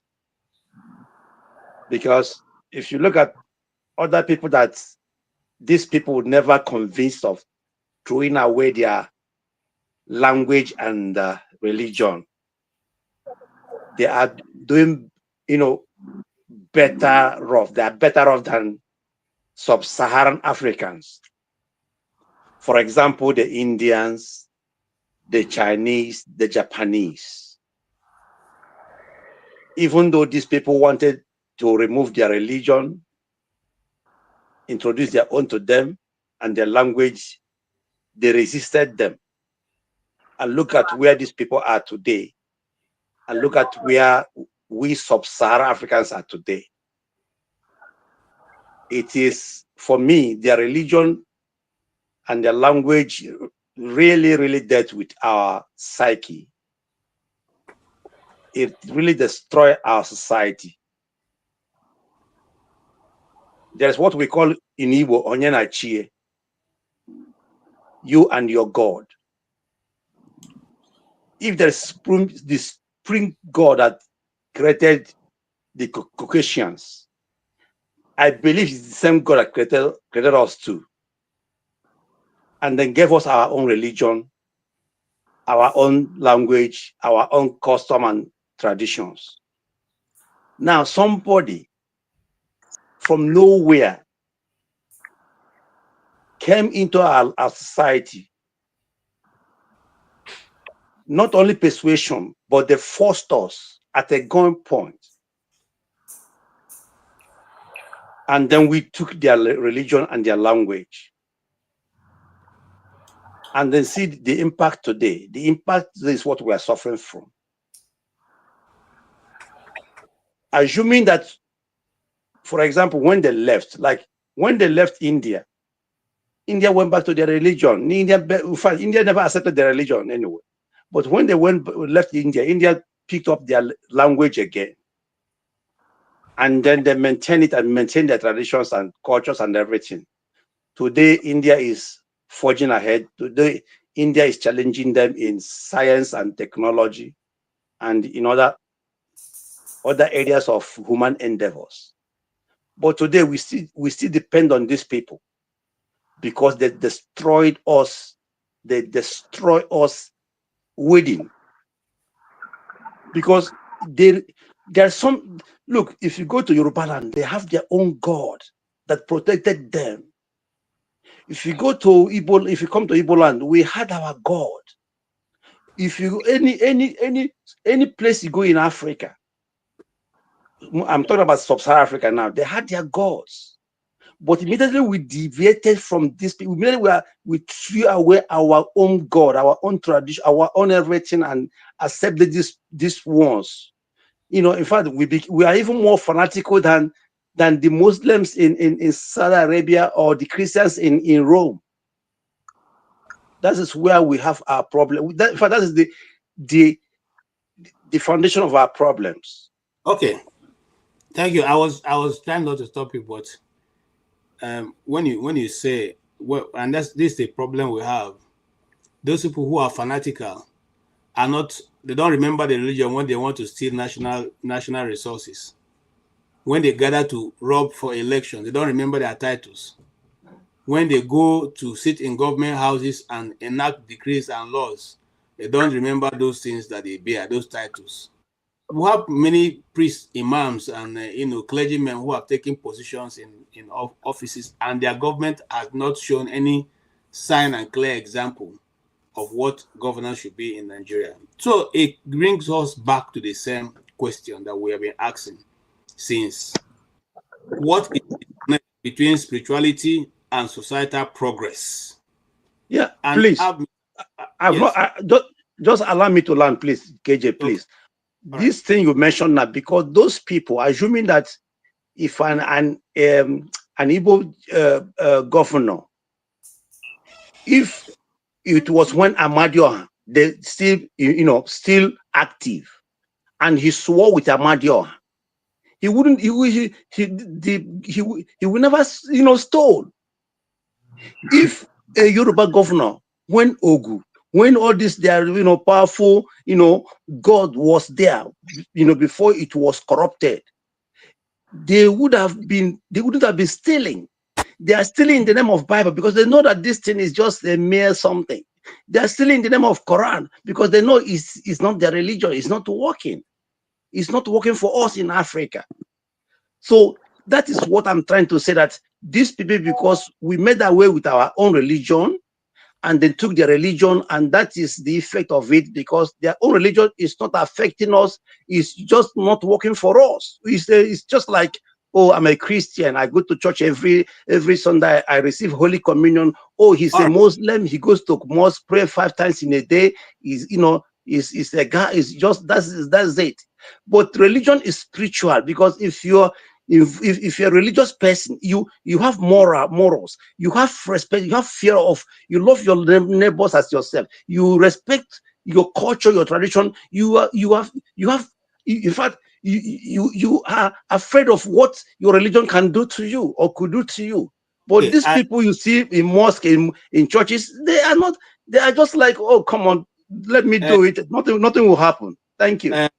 Thank you, Mr. Okpara. I just wanted to put in why I go to Mr. James, that if we say the Christians and the Muslims we're not maintaining the tenet of our religion, what about the traditional rulers, the traditional worshippers who use ritual killings and all that now, and their own God is now God? Because when you offend it, it kills the person immediately. Why are their gods not killing them now, since they are going contrary to whatever they are supposed to be preaching, or whatever their member people who go to them are supposed to be, go to consult them get? So I'll come to Mr. James. Mr. James has a very interesting write-up, which I wanted to read it, but I think I should leave him to, maybe have a ride with that. And the question still remains: the disconnect between spirituality and the social progress. A case of development in Nigeria, which is that, despite this potential that we have, this, which is supposed to be a good potential, because when a country is very religious, we should be able to have, people fear and all that, fear God and fear human beings. But rather, the opposite is the case. What is your take? And I leave you to, Mr. James, you're welcome. Yeah, can you hear me, please? Yeah, very clearly. Yeah, please, you kindly help me. My system is giving me problem. Read what I posted on the chat, please. Okay. This is what you posted. Religion is a complex and deeply personal aspect of human culture, encompassing beliefs, practice, and world views that connect individuals to the divine, secret, or spiritual. It often involves rituals, moral codes, sacred texts, and communal worship, shaping the societies and influencing human behavior across history. There are thousands of religions worldwide, with major ones including Christianity, Islam, Hinduism, Buddhism, etc. Some religions focus on a single deity, monotheist, while others embraces multi-gods, polytheism, as philosophies. Yes, sir. Okay. Yeah, thank you very much. You see, what you've just read is AI generated. It's AI generated. It's not my definition. This will give us an idea of what we are talking about. Now, let me comment briefly on what one or two people have said. The Muslims have contributed significantly towards religious development. One of the earliest universities in Africa, Sankore University in Timbuktu, modern-day Mali, that was between 14th to 15th century, was an Islamic-based university where they studied astronomy, mathematics, and other disciplines. That was between 14th to 15th century. That university was destroyed by the Moroccan invasion of the Songhai Empire in 1591 during the Battle of Tondibi. That is already history. Before the coming of the whites, before the coming of foreigners to Africa, We had our own ways of doing things. Now, the issue is that when we talk of religion, it is assumed that we are talking of something divine, something that is related to a spiritual being that controls the universe, the creator of the universe, and those kind of stuff. I don't sincerely believe those things for a number of reasons, which I will not be able to go into now because of the constraints imposed by the topic we are discussing. But let me just quickly mention something. In Nigeria, for example, we have a lot of Muslims and Christians. Let us assume that the Muslims, they have their 5 pillars of Islam. One of them is praying 5 times every day. A good Muslim should pray 5 times every day, minimum. Let us assume that of all the Muslims in Nigeria, only 1 million prays every day. It's an assumption. If they pray 5 times every day, 1 million times 5, that's 5 million prayers in a day. Multiplied by 365, that gives us, I hope I'm not be like a Babio, 1,825 million prayers. That is, if 1 million Muslims pray every day in Nigeria. As for the Christians, they pray without seasons. Any moment a Christian can pray. Just shut his eyes and murmur some words, that is prayers. So they even pray more than the Muslims. Despite all these prayers, we don't see the outcome.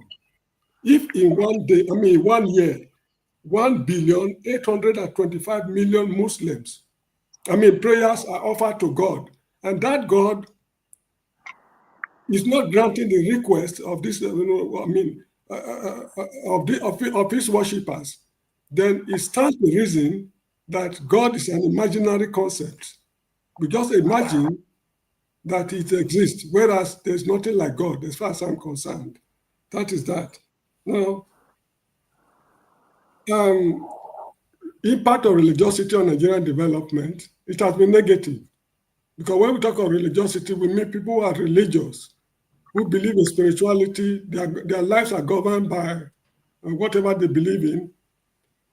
These belief systems, in fact, do not even affect the activities of Nigerians at all, for one reason. When we talk of polytheism, that is belief in one God, there is no religion anywhere in the world that preaches polytheism. The leading religions like Buddhism, Hinduism, Christianity, Islam, none tolerate polytheism. Whereas you see Christians, even Muslims as well.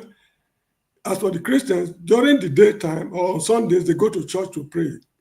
In the evening, you see them going to Babalawo to do what they are not expected to do, going by their Christian faith. So where do we stand?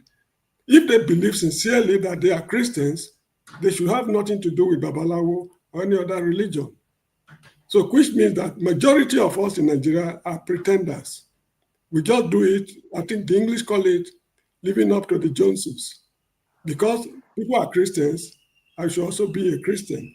Now, as for the Muslims, assuming a Palestinian Muslims, even Boko Haram, not even Palestinians, too far, Boko Haram, they tie bombs and explosives on themselves and go to a Christian congregation and explode the bomb. They commit suicide and the people die along with them. Left to the Muslims, that guy is going to the coolest part of paradise. The 72 virgins are waiting for him. Left to the Christians, that person is going to nowhere other than hellfire. Now, if there is one God, there should be only one religion acceptable to God. One God cannot be, should I say propagating different religions to different people at different times. All these are just imaginations of man. There's a book I read when I was in the primary school. Unfortunately, I could not understand it very well those days. It was written by the Jehovah's Witnesses.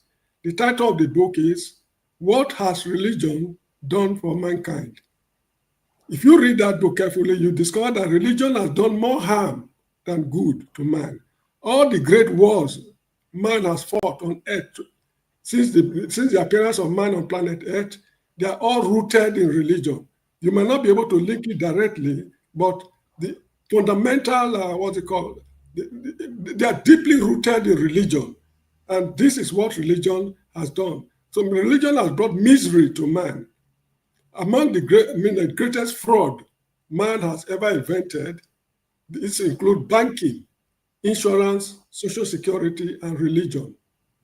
If you look at it very well, these are government-approved fraud, which they use to sue people all over the world. So this is how I see it. It is true that the colonialists, they use religion as a tool to colonize people. I remember reading somewhere in the history of Latin American countries, Queen Isabella of Spain instructed the Spanish colonialists in South America to wipe the people out if they refuse to accept Christianity because they practice cannibalism, according to Queen Isabella of Spain. Now, they use it as a weapon to colonize people. And after colonizing people, what follows is brutal exploitation, which we are all suffering from down to this day. So left to me, there's nothing like God, there's nothing like devil. All these are just mere imaginations of man. These are techniques man invented to maintain peace.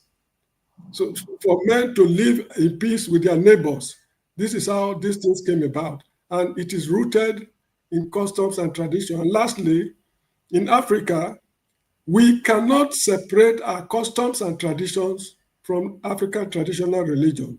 They are all one and the same thing. So no African can tell me that he's a Christian and is not practicing African traditional religion.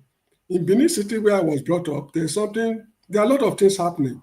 Now, if a woman should commit adultery, let me put it this way. Please, I'm rounding up now. Let me put it this way. A man is permitted by tradition to marry more than one woman at the same time. But a woman is not permitted to marry more than one husband at the same time. If a woman wishes to remarry, she needs to secure divorce from her husband before she can remarry. So should a woman come in contact, or if a woman permits a man other than husband to be in contact with the sensitive parts of her body, she's expected to report the matter to her husband if she approves it or not. Failure to do that, during childbirth, in some cases, the children refuse to come out. They suffer what they call birth complications. So they have to go to the native doctor. The native doctor will consult the oracle. The oracle will tell the woman, look here, woman, you did something which you refuse to disclose to your husband. And that thing is sacrilegious. You did it with a tall, white, light complexion in the evening. They paint the clear, vivid picture to this woman. Now the issue is, how did these native doctors got to know these things? So this is one of the things we should also take into consideration when we are talking about religion. And here in the Gambia where I live, there are some people that go to native doctors. The native doctors tell them certain things.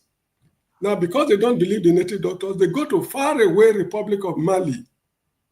They cross the wall of Senegal and enter Mali and meet native doctors there. The native doctors there will be repeating what they have already told them in the Gambia, unknown to the native doctor over there, that this man has contacted somebody somewhere. So what we should do as learned people is to investigate our religion properly and know how to adapt it to our own way of life. Unfortunately, I don't practice any religion. That is just it. I hope I've not consumed too much time. You have, but good job. Correct. Thank you very much. Mr. James, which religion Benin people they practice in between 1st to 15th century? You say what? I said, which religion the Edo people they practice between 1st and 15th century? It is not religion the way the world practices it. It is customs and tradition. Unmute yourself. It is customs and tradition that they are practicing, not religion. It is the custom is part of, custom is part of your traditional worldview. There's no you just contradicted yourself all through. First of all, you said that. Tony, when you reach your time, because now you contradict yourself, but we'll get there. Hold on, guys. And we're not almost having Mr. James here, so let's be able to let him be able to answer 1 or 2 questions. There's one question coming from Oti for you, and that question is that so the First and the Second World War was it caused by religion? Yeah, okay, thank you. Let me answer that first. First World War. What is the cause of the First World War? Arms race, colonial rivalry, and what's it called? They were signing secret agreements and things like that. Their thought pattern is modeled along Christian religion. Their thought pattern, the way they reason. The remote cause of the First World War was the killing of the Archduke Ferdinand. That's not the cause. That's the trigger. There are many components to it. That's the trigger. If we all begin to talk at the same time, we'll not hear anybody. So let's give it time. Yeah, on June 26, 1914, Archduke Ferdinand of Austria was killed by a Serbian Serb, a student, for certain important reasons. Now, that was the last straw that broke the camel's back. Actually, the foundation for the war started from Bismarck, Germany, unification of Germany, I think 1850 or 1890. When Germany united, they started posing problems. 1870. Excuse me, let me finish. They started posing problems to the rest of Europe. The Europeans, they started signing secret agreements.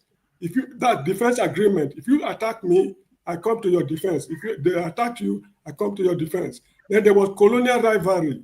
In 1884 to 1885, Otto von Bismarck organized the Berlin Conference of 1884 to 1885, where they shared the territory. They said there's no need for us to fight each other over black people. That's another cause of the war, colonial rivalry. Now, the tension was built, and arms race, very good, arms race. Sorry, were the European powers, were they all not of Christian faith? They were of Christian faith. I see. They were of Christian faith. How could it be religion that caused the war then? That's the question. They were not of Christian faith. What were not the European powers? That's the question. There was nothing like Europe at that time. There was nothing like Europe at that time. There was nothing like Europe. Western powers. European powers. Calm down. Oti, we're coming to you. Let him finish. Then you have the opportunity to respond, please. All right, Mr. James, you have the floor. Okay, so as I was saying, the causes of that war is not the killing of the Archduke Ferdinand at Sarajevo.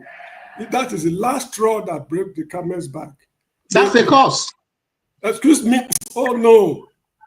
What is the cause of the civil war? Will it was because Ojukwu declared the Republic of Biafra? No. Certain things happened before Ojukwu declared the Republic. Since 1890, when Germany was united, that was when the piling up started, and it exploded on June 26th or so, 1914, at Sarajevo. That was where Archduke Ferdinand of Austria was killed. That was the last cause of the First World War. So the point I made, in fact, look at the Second World War. Anyway, this is not a World War lecture theater. The Second World War also took the same pattern. Italian invasion of Abyssinia, Spanish Civil War, the rise of what's called Adolf Hitler, the invasion of Rhineland into what's called Romania. It was just piling up gradually till the other European powers said that the containment policy they are pursuing is not the solution to Adolf Hitler's problem. The whole world we find ourselves in a war. But unfortunately, let me just quickly mention something. How did religion cause it now? That's what Oti is asking you. All these things you have told. How did religion cause it? I'm not quarreling with anybody. What I'm telling you is this. The thought pattern of a typical European is Christian-based. You get the point? If they were to be Africans, thinking like Africans, with the kind of things they were doing, maybe it would not have resulted in World War. Hitler was not a Christian. The society, excuse me, I'm not a Christian. You get the point? But primary school I attended is a government primary school. It's of colonial origin. The foundation of that school is laid on Christianity. When I was in primary school, we recited, Hail Mary, full of grace, the Lord is with thee. Blessed art thou among women, and blessed is the fruit of the womb, Jesus. Holy Mary, Mother of God, pray for us now. So we recited these things, but I'm not a Christian. Adolf Hitler must have got a Christian background. Unknown to me that this is shaping his thoughts. If an Igbo man is talking today, from the way he's analyzing issue, without being told, I know clearly you are an Igbo man, or you are a Bini man, or you are an Hausa man. That does not mean that it is Igbo culture that is, shaping your thoughts, but it is inborn in you, the way you were brought up, what you believe as an Igbo man, and what you do not believe. These things are shaping your behavior in society. Okay, let's move on. Thank you, Mr. James. You've done justice to that question. Hard not. Give me 1 minute. Let's welcome Mr. Oti, who almost became a bishop of the he may have an insight into what you are saying. So, Bishop, please take the position. No. I just I already did my secondary. All right, no problem. Sorry, Mr. Oti, go ahead. I only did 5 years secondary school education, at the seminary. Okay. Really? Yes. Now, before you fall in love. So listen, James, I'll have to ask you questions, okay? Because I'm not so good at making all these kind of lengthy submissions and whatever. I like to argue points. Kind of challenge and confront views that I find unjustifiable, something they cannot substantiate without basis. We just talk. Now, first of all, questions. You just can think about them. Do you know of any society, any culture, any civilization that has ever existed without some kind of a conception or concept, understanding of the supreme, the God, or whatever you want to call it, the supreme being, something, a creator? Do you know of any? If you're a Do, for example, is there a Do in your cultural, a cosmology, your world outlook? You don't have any an understanding of absolute, the creator? No, the issue is I will answer you briefly so that we discuss. Yes, the issue is this. The Edo people believe in Osalobo Anogodua, that is God the Almighty. Okay. The fact that they believe that there's God. Believe. It's just belief. I asked, yes. I didn't ask for anything. The fact that they have that belief does not mean that God exists. Okay, that's fine. Okay, you're right. Okay. So now, do you know the man called Richard Dawkins? Richard Dawkins. No, I think I've read something about. Well, yes, he's a famous atheist. He wrote a book called The God Delusion. In other words, he's one of those people. He's an intellectual. He's a very clever man. Okay, and then engage people in arguments about this thing, about God and the existence of God, non-existence of God. So just to inform you that there are people that all throughout ages have argued. Philosophers, wise, intelligent people, learned people have argued. Bertrand Russell as well. So there are people like that kind of maintain the view that there's no God. Atheism, that's what it's called. But I can assure you that if the atheists cannot prove what they are claiming. Okay, so the argument about the existence of God and non-existence of God really is not something. Is, I don't know. It's like going down the rabbit hole. But from experience, human experience, okay. In my culture, Igbo world, we believe in God, right? So I don't know whether you can ask them to prove it objectively. They may not be able, but I can tell you that people believe seriously about, and then of course organize their life around that belief. So and then you think you can by a process of a reasonable argument disprove what they believe in. Good luck to you. It's a waste of time. Now, for Mazel Para and talking about our God and all that. I don't know what God you're talking about. Are you talking about idols or whatever? That because we forgot ignored our own gods, and that's where we are kind of we've lost our ways. I don't know where that is coming from. Which God are you talking about? Our problem is ignorance, illiteracy. People are not educated. People don't want to learn, open their minds. That's what is affecting us. Look at our politics. What has that got to do with any God or a religion or anything? I mean, as a people, we refuse to learn. We don't want to read. We don't want to learn. We don't want to. So can't you see that is a problem? That's at the root of our problems. Don't you understand that? Dr. Listen, Oti. so listen, Chris, I'm a Christian, right? And you see, again, if you look at it this way, this is what we call the modern world, the modernity. When you think about it, when you know more about it and learn about it, you will understand that it's kind of based on the Christian world view, Christian philosophy.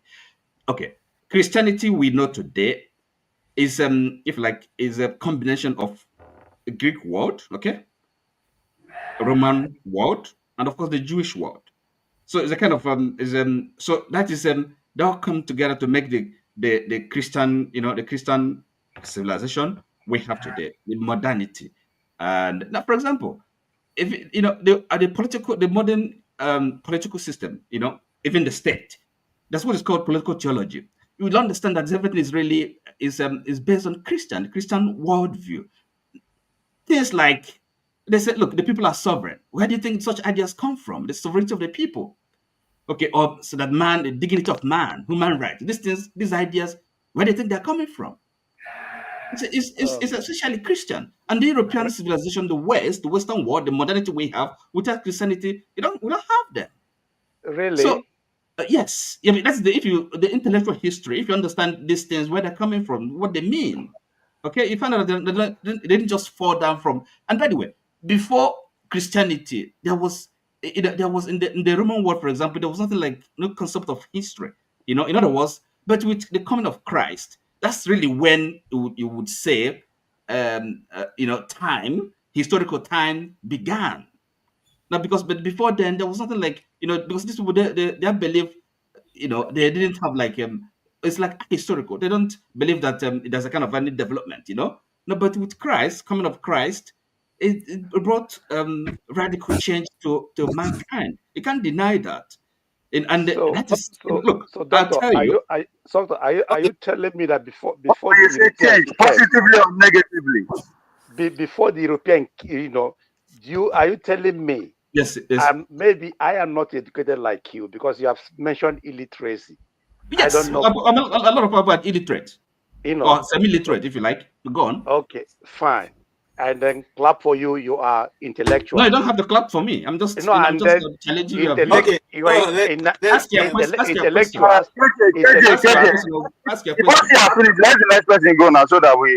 No. Tell me something. Excuse me. Because it's not a bad question and answer now. When it's your turn. We're not. You just want to talk and then talk. People just talk and then talk in gibberish. Yeah, but we have people are waiting. People are waiting. Hold on, guys. You see, for me, this is my belief. If he has to go to school to understand God, then that means that there's a problem there.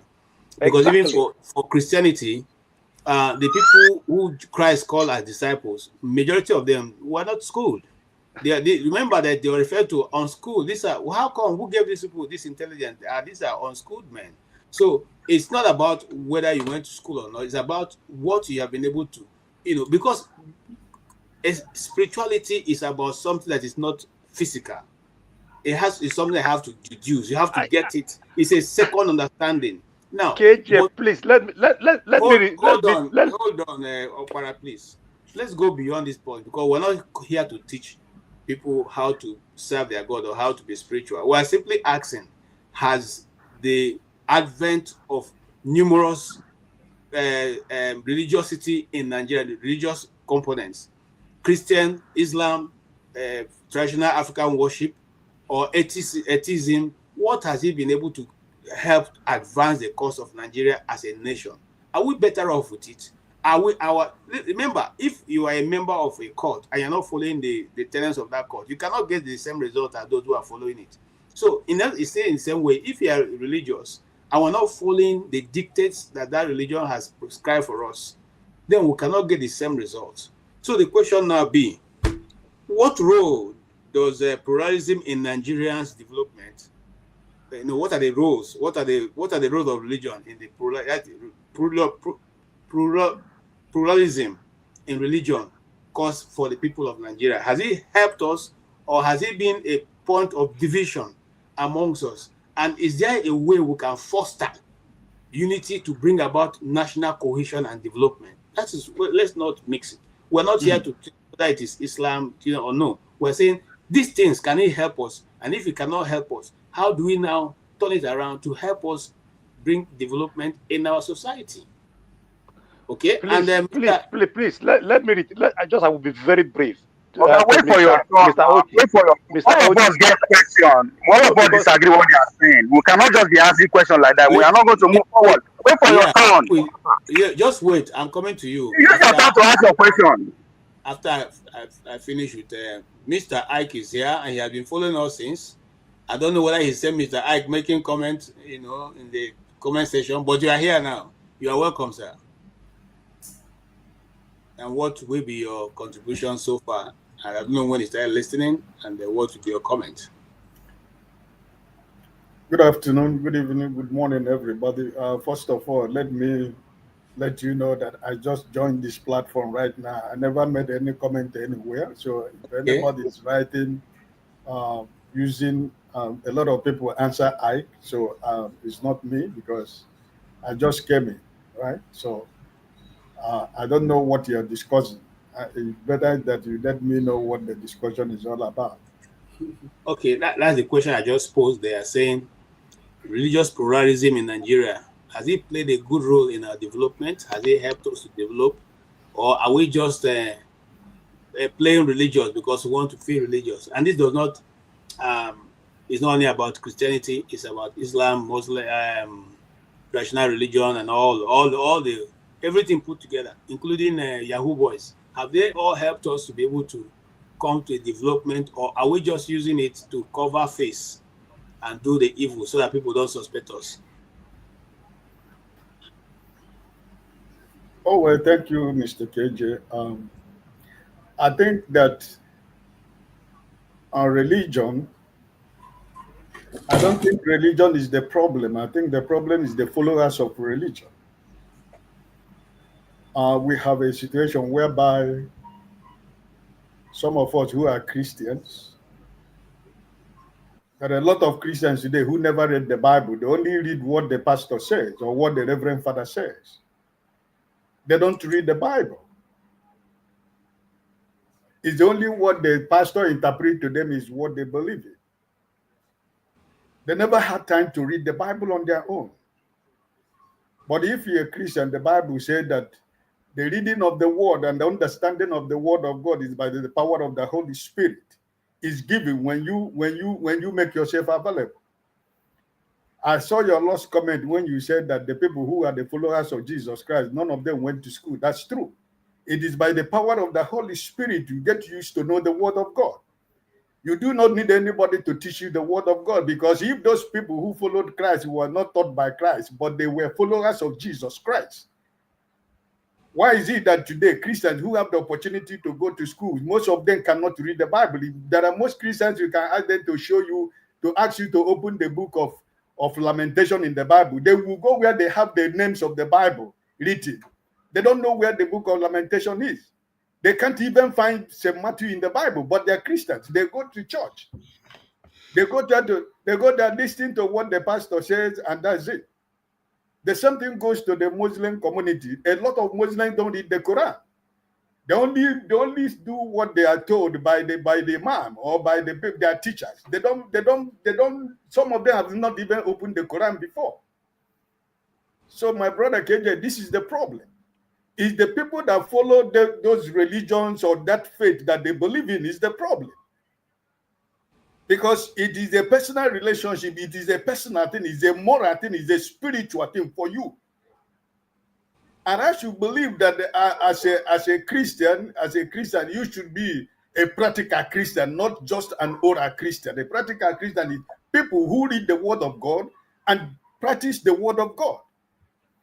But because people are following those men who are men of God and who are a man. And that's why the politicians themselves are able to manipulate the religion in Nigeria, and most importantly, to use it against Nigerians themselves. If not, if all the Christians and the Muslims are reading the Quran as they believe in it, I should believe that most of the things that is happening in our country, Nigeria, will not happen. Because you will be able to interpret the word of God based on the simple what the word of God says. But in a situation today in Nigeria, for example, I am a Christian, I am a pastor also, I preach the gospel. But if you are a member of my congregation and you don't know the Bible, you don't read the Bible, I do not have any business with you. Because I am not the person who is going to pray you out of your problem. You should be able to pray yourself out of your problem. But I will give you the tools that they are going to use to be able to understand the direction of the prayers you have to make. So, but today, most Christians go to church today waiting for miracle. I didn't see where the Bible that I read said that miracle will come to you if you have no work. If I'm not working every day, I wake up in the morning and I sleep in my house and I am believing the miracle. Every day I go to church, I'm saying I am waiting for the miracle of God. How does such kind of miracle happen? Where does it work? The Bible said that it is the hand that works that will eat. The miracle of God that a lot of people go to church to receive is the miracle that is given. It is the manifestation of the Spirit of God in brother KJ, who, if the Spirit of God will lead him to go to Ovie, and he said, Ovie, I want to bless you. I'm not going to bless you when you wake up in the... I am not one of those preachers who will tell you go to night vigil from 24 hours every day. You go to church and lie and sit down, and you don't have a job, and you're expecting miracle of God to come to you. Where will that miracle come from? You have to work. It is the process of when you lay your hands on something that you begin to pray for the manifestation of the blessings of God upon what you are doing. Now, the Spirit of God will begin to open the doors for you, begin to connect you to KJ, begin to connect you to Opera, begin to connect you to Oti. It is the process of what you are doing that leads you to the miracle that you expected. You don't expect me to close myself in my house every day. I am praying, reading the whole Bible from Genesis to Revelation, and I am not putting it to work.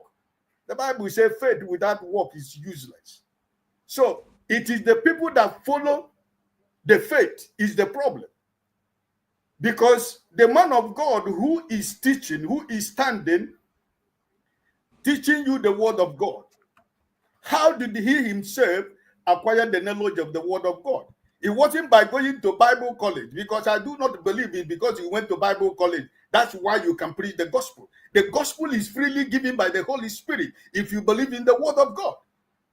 I did not go to Bible college, but then bring any pastor, any man of God, Adeboye and his group, I will beat them silly in the pulpit because they have turned the word of God to their own financial benefit.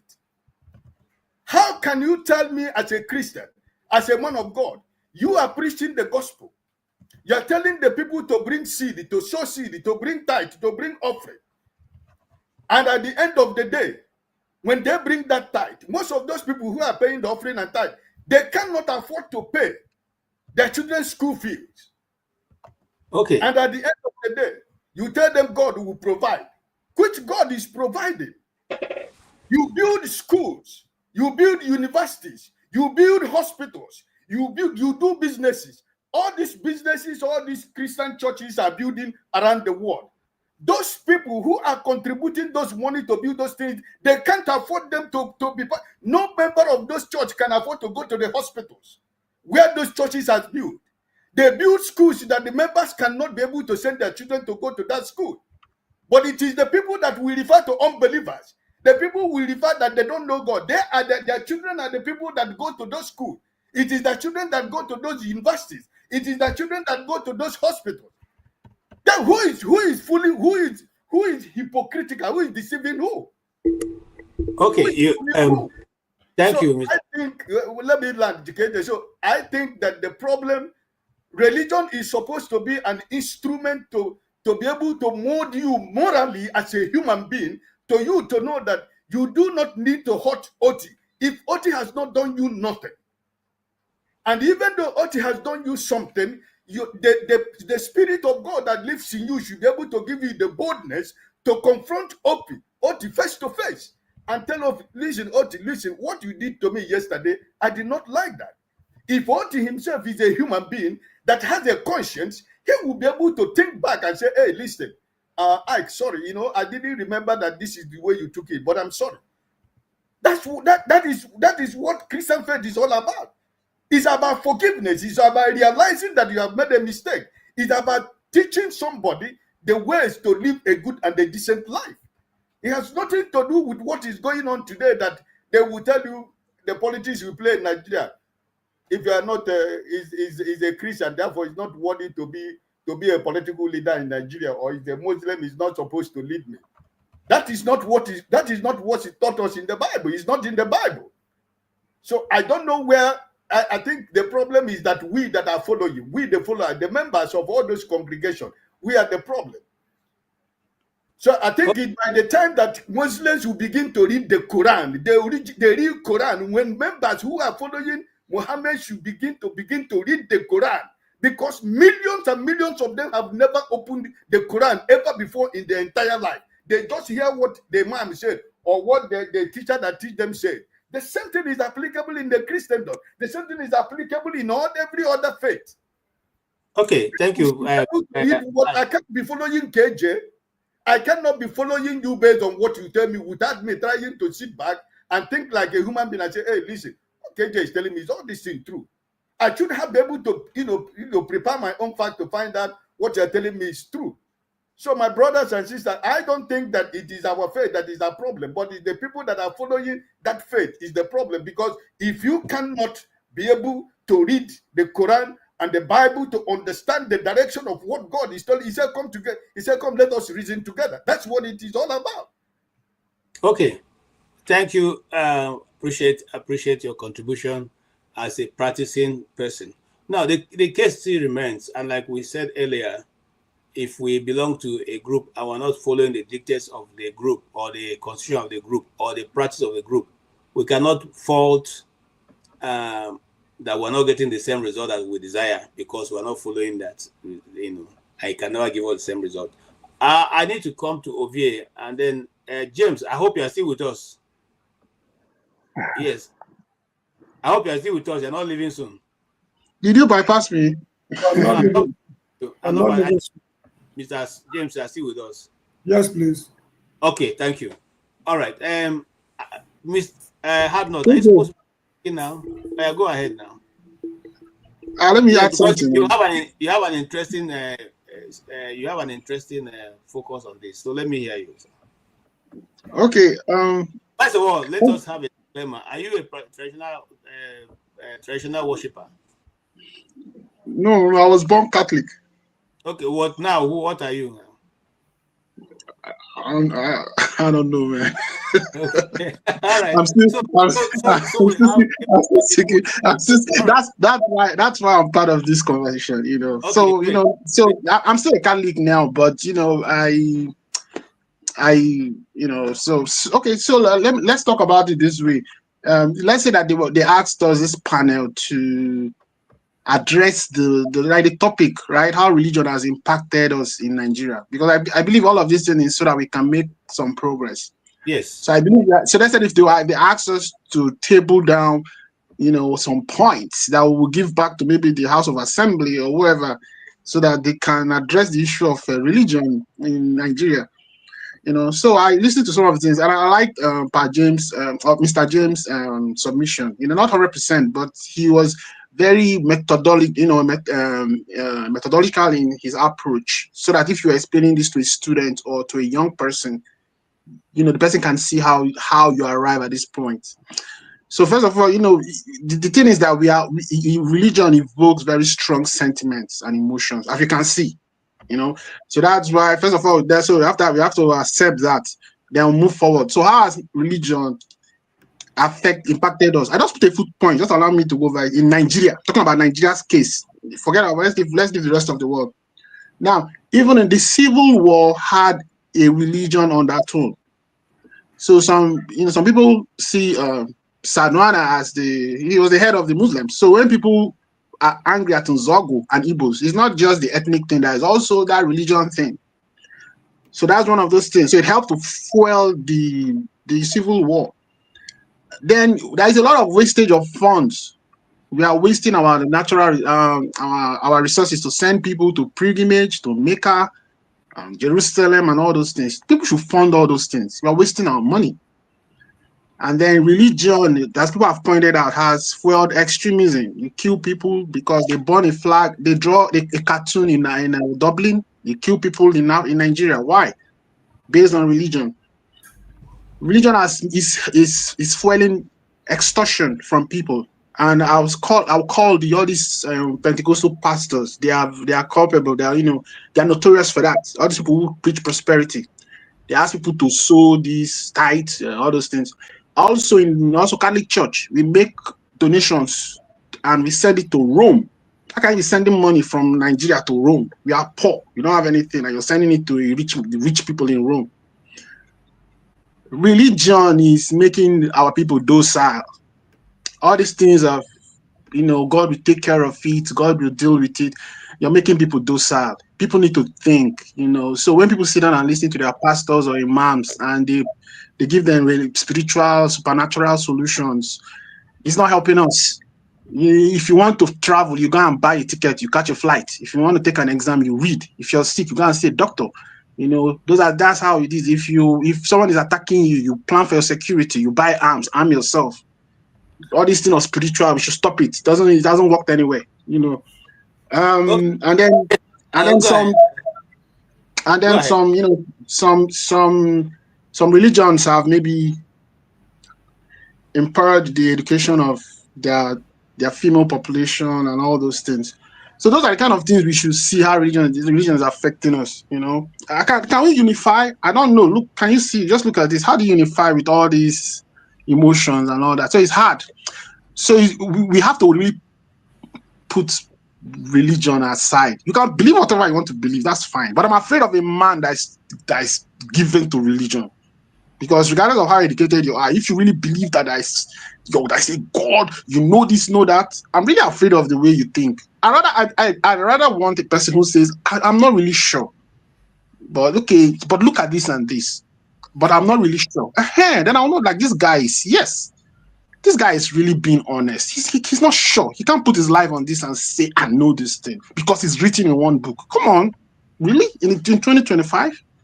You shouldn't do that. You shouldn't force this thing down anybody should. Because it's with the same certainty that you're saying this, that the other pastor, the other religion, the Buddhists, the Muslim, the Shintoists, it's by the same measure that they are sure that their own is the right one and that they can kill you if you refuse to accept it. So don't force it down anybody. When we agree that we are not really sure, that is more pragmatic. Then we say, okay, our other problem, leave all these things. You're sick, come. Let's do run a test and look for the treatment. Be practical. Okay. So being practical and being religious, they're not really antithetical. That's just the truth. Just take it. Most people are just hypocritical. Yeah, run it up. There's a question for you here. Oh, Mr. Oti said to ask you. Yeah. Being drunk, you blame the. Okay, let me quote exactly what you said. The fact that someone overdrink, is that an argument against drinking?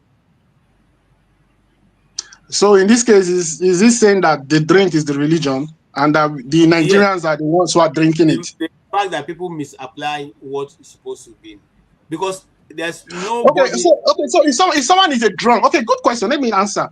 If someone is a drunk, what do you tell the person? You keep away alcohol from him. Stay away from religion. You're not answering the question. Yeah, okay.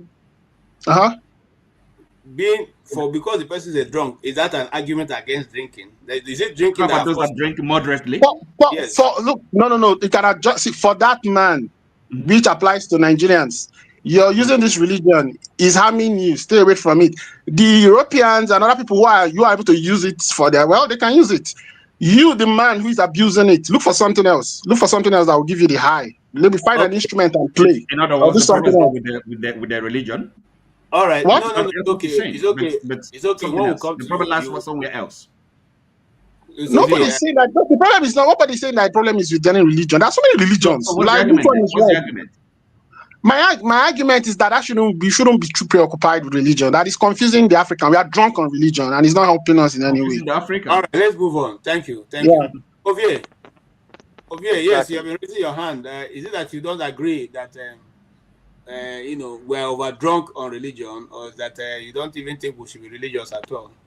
However, I think that those who invented the atomic bomb and the rest of it, all of them were Christian anyway. Some of them were Christian, some of them were other religion, but majority of development has come from, the Bible. But we'll talk about that another time. Go ahead, Ovie. I'm not raising my hand because I'm disagree or no. I'm not here to disagree with people. I'm here to make points. I was just frustrated with the back and forth. That was one of my way of just playing out the frustration. Anyway, first of all, on the First World War. First World War has a lot of components. There's not one single reason that caused the First World War.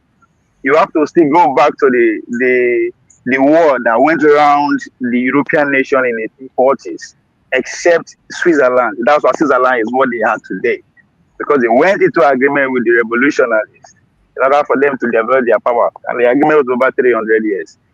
That's one component that is between the capitalists and the communists within themselves. Then the nation state, that was at the heat of nation states. If you remember, at the victory of the French Revolution, what happened? They exported that revolution with what's behind the nation state. Now only you people French can actually achieve this kind of revolution. So therefore, there's so many components to the religion aspect of it. The Roman Catholic lost their empire in 1871. So you know how that goes. The Presbyterians and the Capillarians and what have you. So there's so many components to the First World War. The trigger is just the killing of the Tsar, whatever they call that man. That's just enough. But ham race too is at the core of it. The British Empire, who went ahead and ravaging everywhere, is at the core of it. German, who pretty much is the star boy, was just 30-something years old. People don't understand that they got their independence in the late 1800s. So they are right. They are the only nation on earth that actually gained their independence with a military power, because when they were patient, they're just small country everywhere. But the particular side of those small nations were building their arm even before they get their independence. So there's so many things, and that's exactly what is happening today. Japanese have already signed a lot to build their weapon. Germans are doing the same thing. Alliance are spreading everywhere across the Asia. So it can happen anywhere from now too. Any trigger, anybody can be killed and boom, a trigger. So there are so many components to it. On the religious part, I think we deceive ourselves. Oh, we don't want to. And one thing I understand about we people, human beings, and what we don't understand, we blame the people. We blame the generality of the people. There's only two religions in Nigeria, whether I like it or not, politically speaking. They yield power. Christian and Muslim, every other one is by the side. They don't even control one local government. They don't count. It is the ideology that control power that matters. And that is it also you are seeing here. I asked the question earlier on, where Christian and Muslim, they share power the way they do for Nigeria. They happen. One has to win. Until that happens, before they go focus on economy. And they always ask question, is the future of Nigeria going to be Islamic social state or Christian capitalist? Because somebody cannot explain to me why would they build all this gigantic stadium in the name of auditorium for Christian in the south, and we think the influence is not coming from anywhere. So the ideology that control power is what is at the front of. So the idea is that I'm spiritual, it doesn't matter. That's why when I agree with Mr. James was making argument about even the Benin Empire there, that there's actually a culture, something that every society has something that's going for them. That's why that's why I agree with those people that say, oh, religion has some good aspect of it, Christianity and all that. Yes, if you go to Qatar, you're not going to be in a Muslim country. I mean, a technocracy country. everything is going on well. So it is until one will, unfortunately for us, because we feel that deceive ourselves. I know be Christian. I know be, all them born you for South, and you know be Muslim. If you like, don't say you be Igbe. My worry people will be Igbe, but it no count. You no power. Right? When we see the celebration, we see the permutation that arose when Oshibanjo became the vice president. You to listen to at the core of the Redeemites. Their goal is to become the number one citizen. So we feel they deceive ourselves. People say, "Oh, what did religion do for us?" Yes, collectively, not do anything. But those who are using it to attain power is doing a lot. That's why everybody is frustrated about the Fulani people. They are just 7%. They are running power. Yes, they stand on that ideology. So we use our running win. So we feel deceive ourselves all we want. These two ideologies, these two religions are long ahead. One has to win until the country has a focus. When that will be, I don't know. So we should stop deceiving ourselves. The reason why we are not also getting the benefits of religion is because it is not ours. Every religion has doctrine, has rules and regulation, and people write down. No be we write down. The financial benefit of that religion, no, they come now peanuts, they come to us. That's why the Catholic Empire today is one of the richest entities in the planet. So all these things are what we should be looking at. Who is benefiting most in this financially, because there is to it. Infrastructurally, where the infrastructure the most expensive, where they. So the idea is that people are not benefiting. Yes, it's because we know they see the generality of it, but people are using it. I want to. And president doesn't say I be chief priest, I be this, I be spiritualist. If you want to run for president today, you go declare yourself as one of these two, unless you know one win. If you want to get to the federal government level, yes, the president indicates are you a Muslim or Christian. These are elements of power control. They're not going to ask whether Igbo people did there or many people space they there. You know you either see Christian or Muslim. Straight up. So those are the things you should be looking at, not the doctrine, how people they do it. Those are just the control mechanism of it with that. Everybody use that control. If you imagine how the small Arab nation was able to pretty much dominate the planet Earth in the early the 9, 10, and 11th century, you understand the power of religion. So we should stop looking at say, oh, I'm a spiritualist. I mean, we understand all that. But when it matters most, you don't count. Okay, thank you, Ovie. Thank you so much. And Ovie made a point. It doesn't matter, these people, when they want to sit down and approve the prayers in the National Assembly, it doesn't matter for which religion they belong, and whether they're imams or chief priests from where they're coming from. Mr. Okpara, you've been on this show, and you've heard so far the argument back and forth. What says that? Yeah, well, thank you once again. You know, one thing with our so-called intellectuals, mostly black people, I mean, sub-Saharan Africans, they went to Harvard, they went to Yale, they went to Oxford, Cambridge, they studied, they speak big grammar, and in fact, that when they come here, they speak very Queen's English, and they call others semi-literate, illiterates. That is disgusting. If you are well educated, if you are intellectual, your village there is no running water, there is no electricity, there is the road is still dusty as they were before the white man came, and you are here calling your fellow person illiterate. You don't know history. You are not educated. That is absolute nonsense. The Chinese that are building your roads in Nigeria, they didn't go to university. The Lebanese that are building Arab contractors, they didn't go to university. They are technicians. The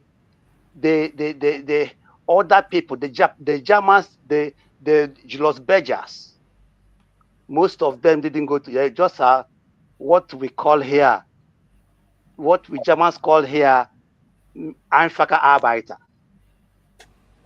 So you come here and make this kind of grammar, call your fellow black person illiterate, semi-illiterate. It's shameful.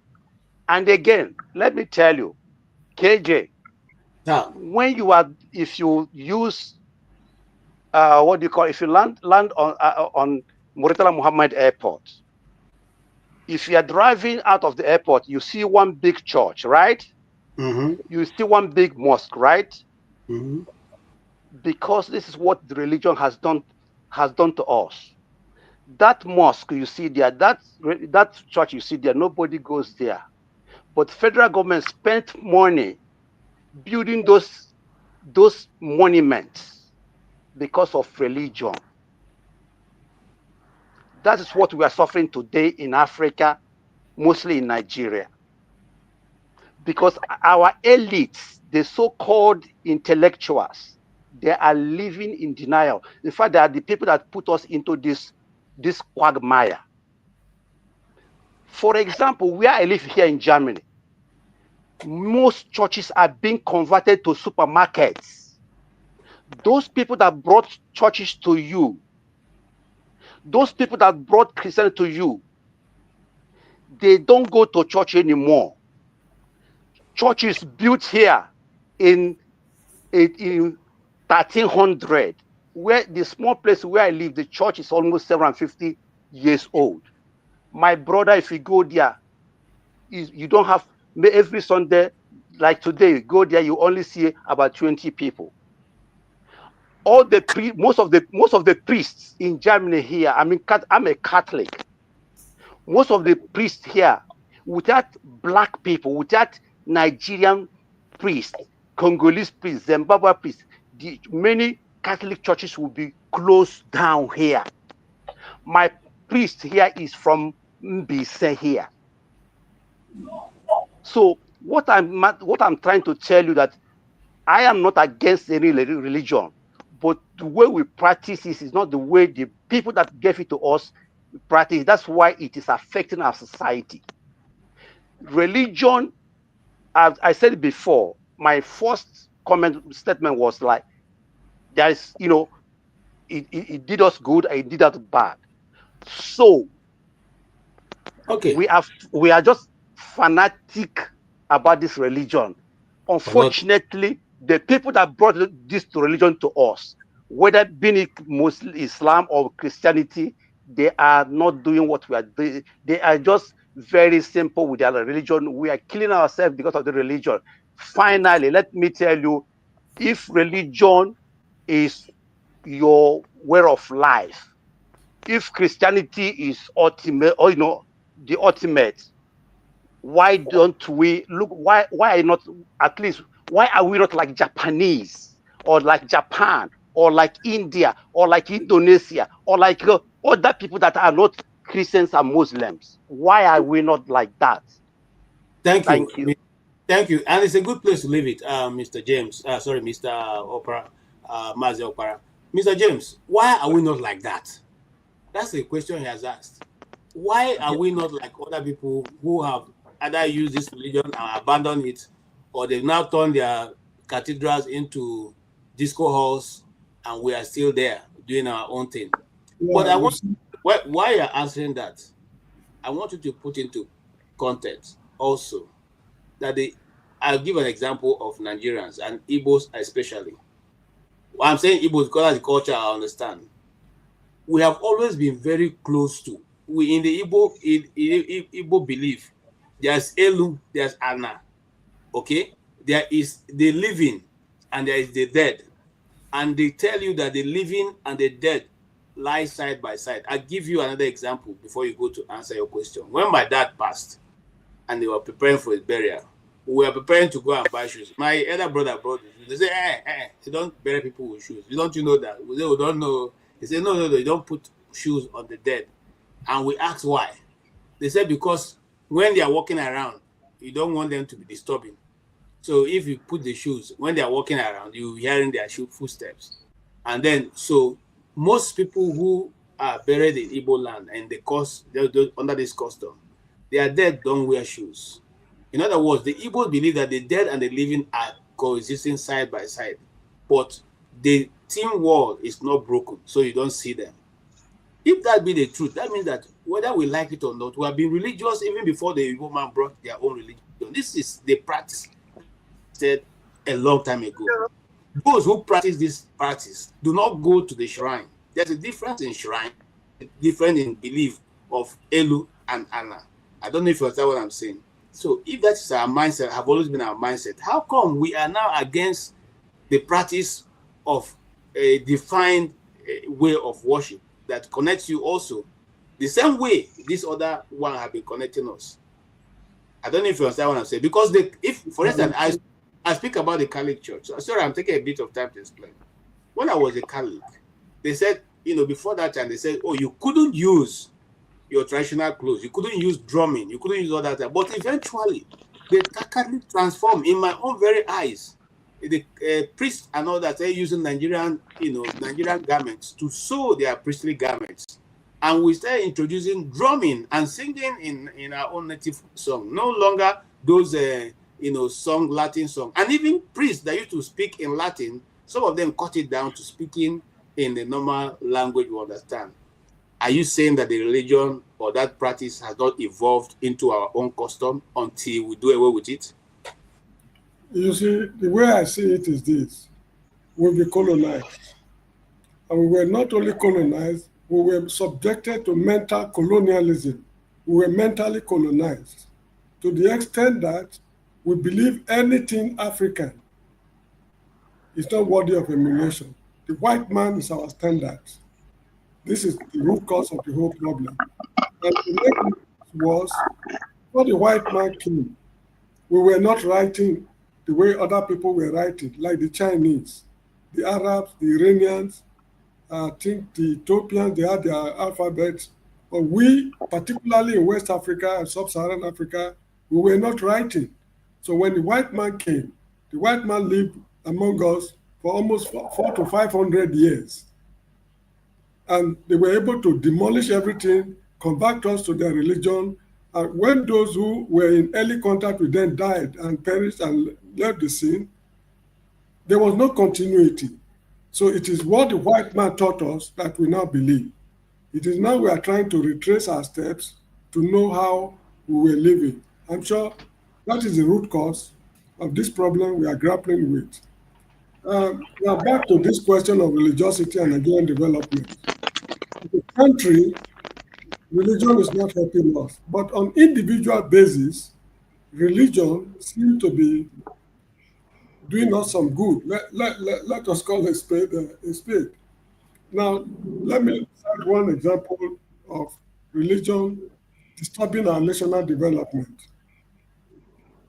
There was a problem, Air Peace chairman, I think his name is Onyema or so, Onyema, yes.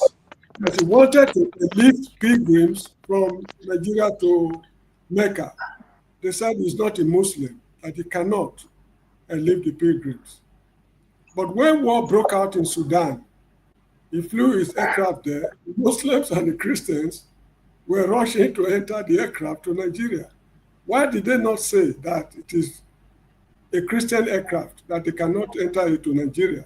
So you see the contradiction along the line. So this is one area religion has actually retarded our progress. On private development, because development can be national, it can be private. Religion has done quite a lot. Let us call a spade a spade. They go to church on Sundays, not because it's a social event. They are convinced, but the social environment they are living in is disturbing their conviction in Christianity. Take a woman, for example, who has no job, has nothing. The only way out is prostitution. Most women are able to resist it because of their religious belief. They believe that religiously, prostitution is a sin.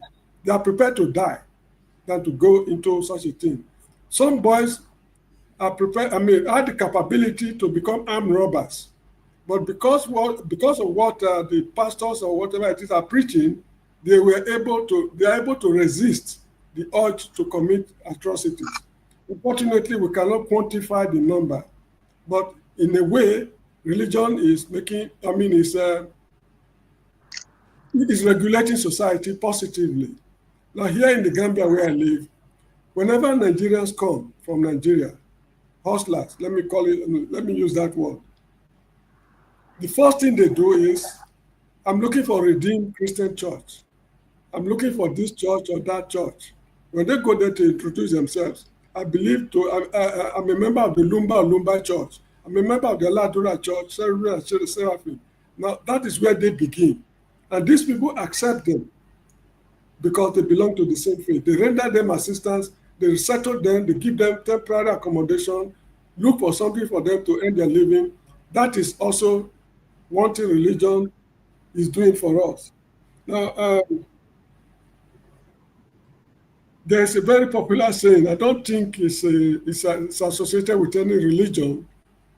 Heaven help those who help themselves. It's not associated with any religion. It's not in the Bible, to the best of my knowledge. Heaven help those who help themselves. But we are now living in a world where people are finding it increasingly difficult to help themselves. If more and more people are unable to help themselves, it means God has less work to do. Because before God can help you, you should be able to help yourself. That is what it means. By heaven's help, those who help themselves. So because of the world we are living in, we are giving God less work to do. Whereas he has the capability to help you if you are helping yourself.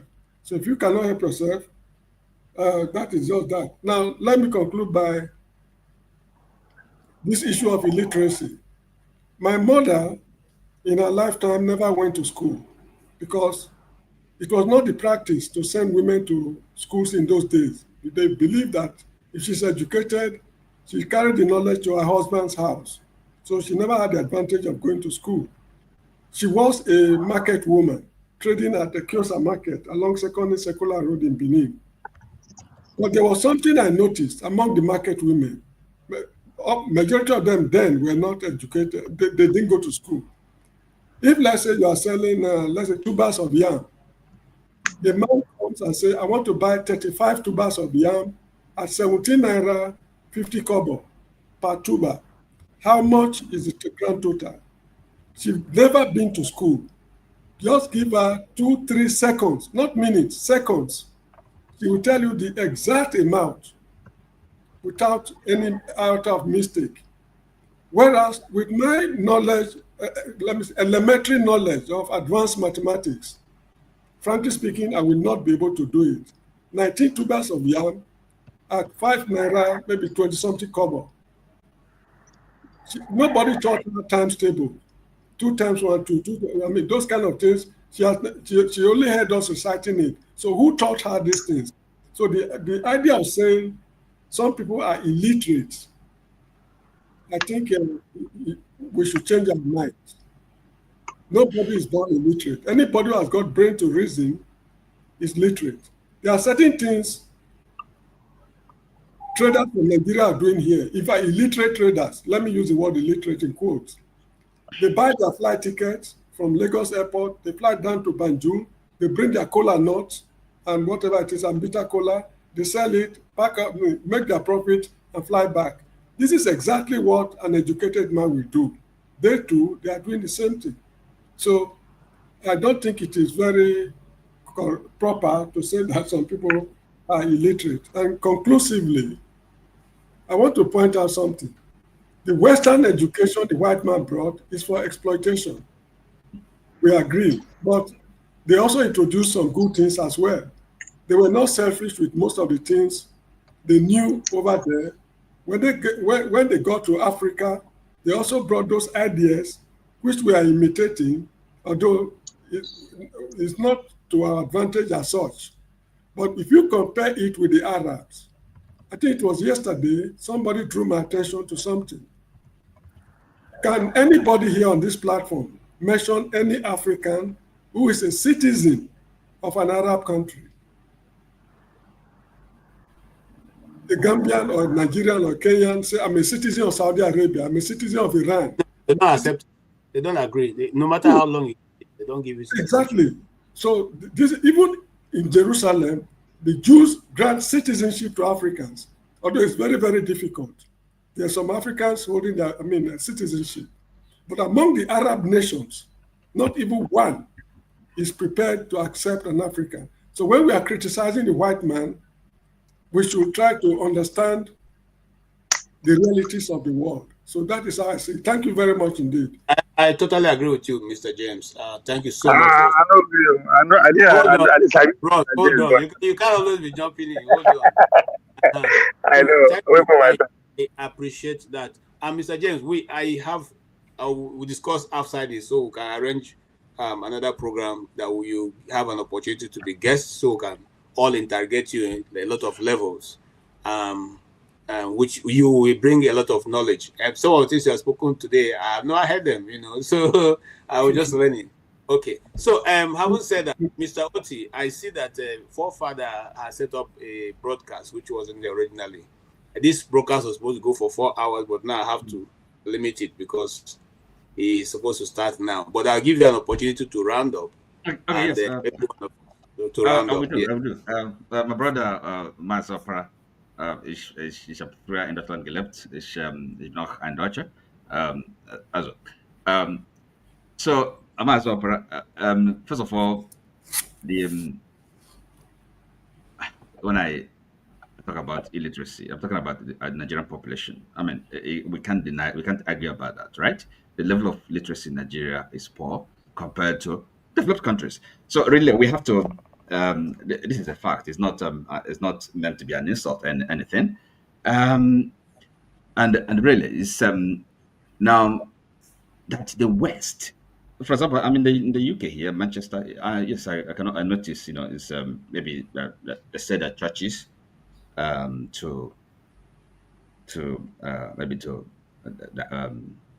For business, maybe convert it to a flat or into whatever. No, but that same religion is what made them what they are. Okay, the Christian religion. So the whole Western civilization is anchored in the Christian worldview. Without Christianity, there will be no West, no Western civilization. So if they've lost their way, too bad. And how do you think they are faring? What their society, is it such a pleasant place to live in, to be in? So that is that. And with religion, we need religion. Every human being. I just kind of pose some questions. First of all, we have to begin with what is a human person? Okay, are we just made of? Is it just the physical body, the flesh? We have intelligence, the mind, and something else. Okay, which again in our Igbo system we recognize that is the soul, the spirit. Okay, so that spirit and soul we have. What is it? Where does it come from? Does it die? And what So these are the things that we have to grapple with, and the problems we have in Nigeria is human problems, political problems. And Ovie, I did ask you when you were talking about Nigeria, trying to describe. Look, so the question really is it the problem we have in Nigeria? Is it a struggle between Islam and Christianity? I don't think so. It's a problem of political maladministration. We don't have good leaders. People that lack any kind of vision, and so it's not a problem of religion, Christianity or Islam. No, it's purely bad, wicked human beings. Okay, that in charge.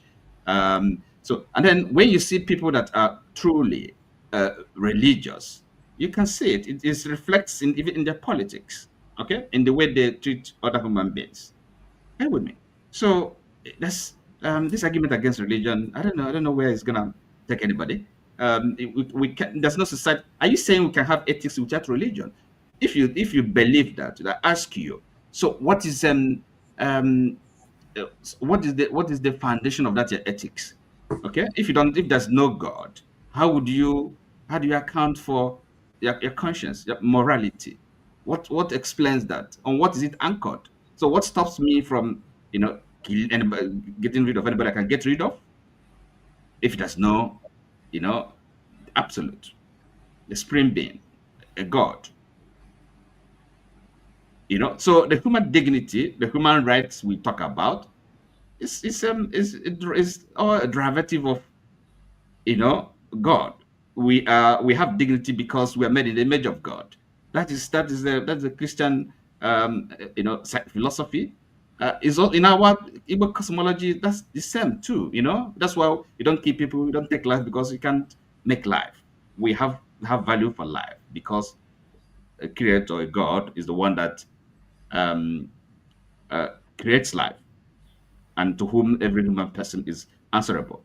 That is the connection there. So is the godlessness, and is the in the West. That's why things are going topsy turvy, and then you don't know difference between a man and a woman, or that you don't know there's no value again, no family life and all these things. So this is something that accounts for it. Is that distancing from a religion, from Christianity, which is the basis, the foundation of their civilization. Our problem in Nigeria is not religion, okay? So it's not, at least it's not the true religion that we are supposed to be practicing. So anything can be abused. Yes, anything can be abused. Okay. Could you make a response to that? For Yeah, just yeah. one.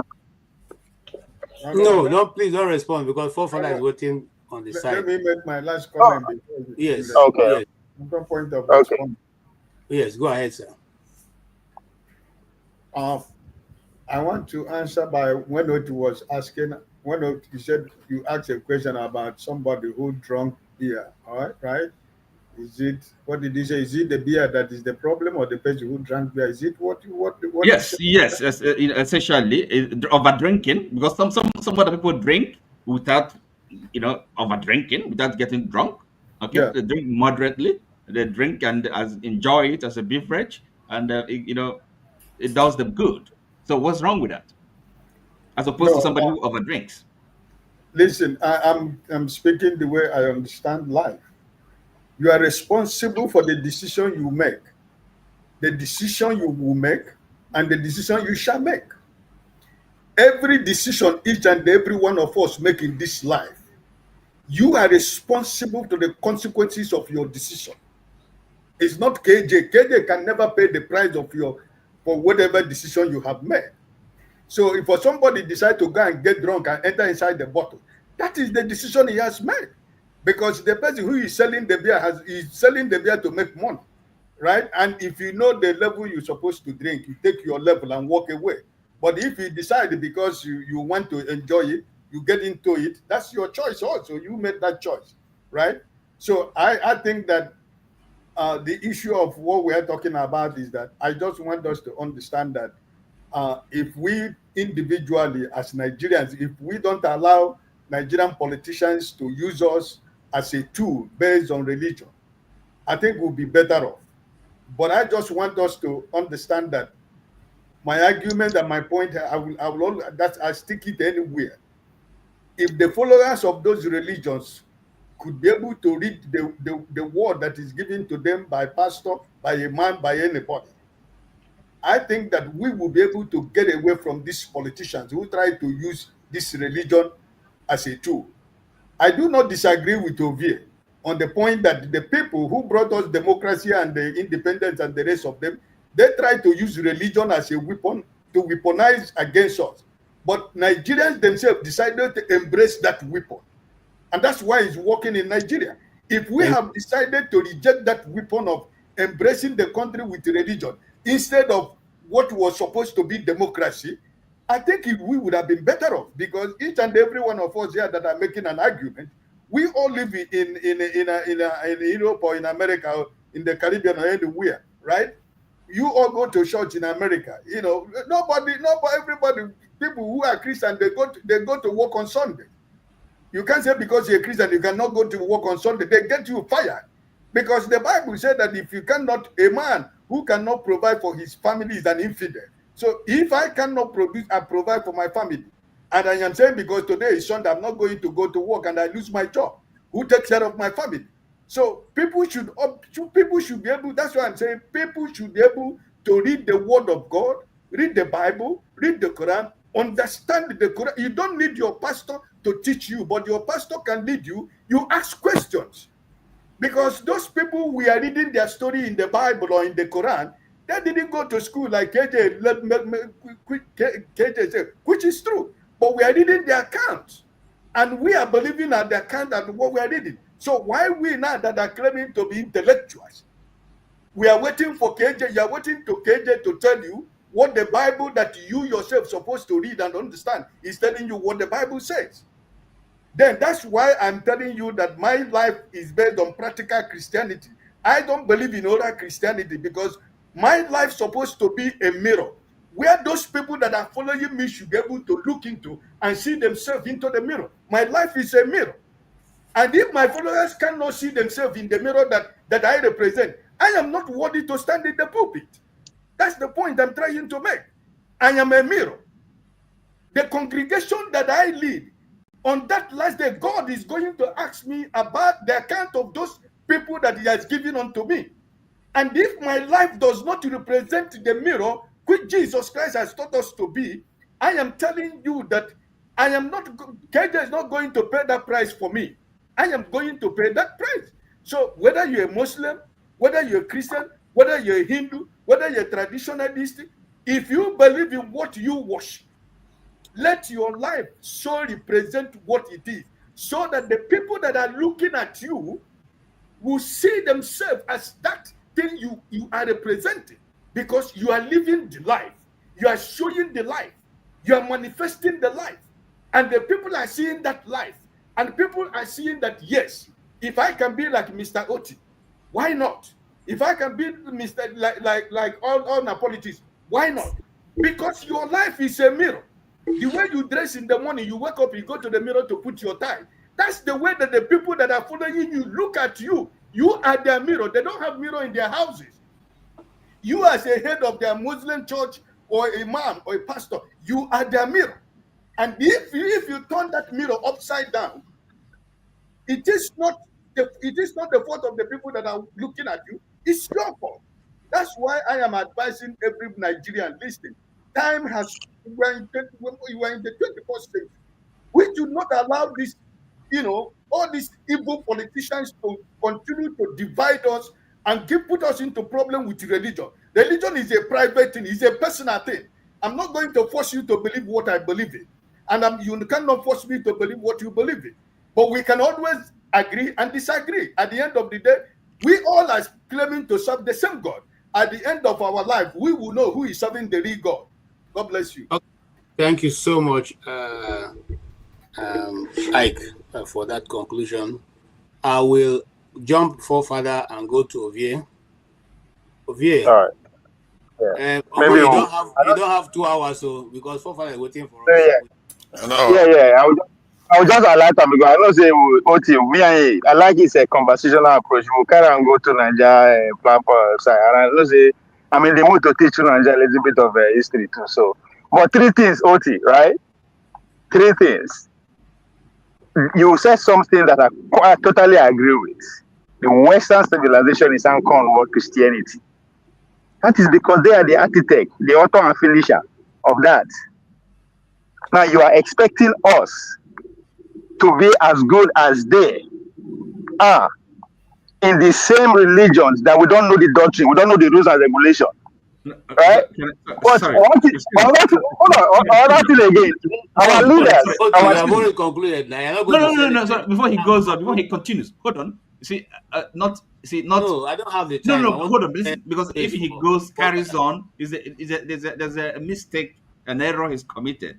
Now, it's the religion that made the West, not the West, not the West. Are you with me? It's not the other way around. Are you with me? So is that Christian religion that informs their civilization, their politics? Are you with me? Are you with me? So okay. Hold on now. See, the Christianity that we are practicing today, the doctrine, the rules and regulations, is from the West. Abi? It's from the West. We are meant to practice it. So if I fail, you are blaming me for failing something I'm supposed to practice. It is not for me. I'm supposed to go through many various things to even I have to understand one language first to understand it. But two, hold on first. I can Hold on. dispute that. I can dispute that. It's not really for. Like, but go ahead. I We'll can go dispute to that. Naija. We'll go to Naija side and argue that. Other thing you are saying, oh, it is the politicians, right? It is leadership is the problem. That's right. We keep forgetting that 80% of Nigerians are fortified with two religions. Are they following their religion? Let me finish now. Everything about us is either Christianity or Muslim or Muslim religion. 80% of us.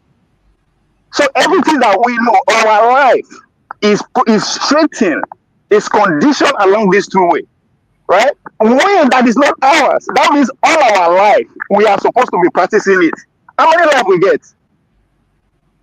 How many life we get? When we use all our life to practice one thing that is not ours, that can never be. There's no way we can practice like the people that bring it to us. So the Japanese people, it's between 1600, they almost wiped all the Christian out of Japan. They killed a lot of them, they dragged the rest underground. You know why? Because they signed that the Portuguese that introduced their religions was an opportunity for them to colonize them. In the 16th century, you quote me anywhere. Recently they introduced religion again because they understand the impact.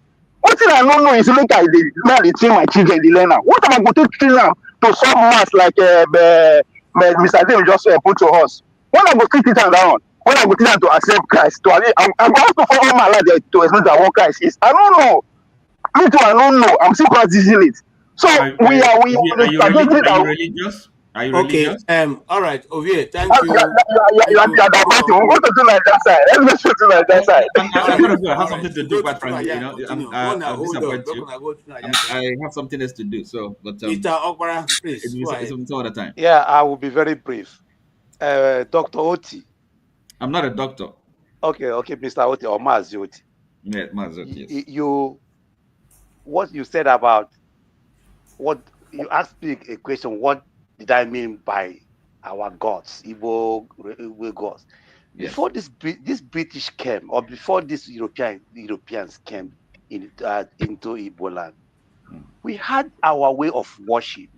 Yep. In fact, we had our gods, and we had our way of Ikeng and all rest of them.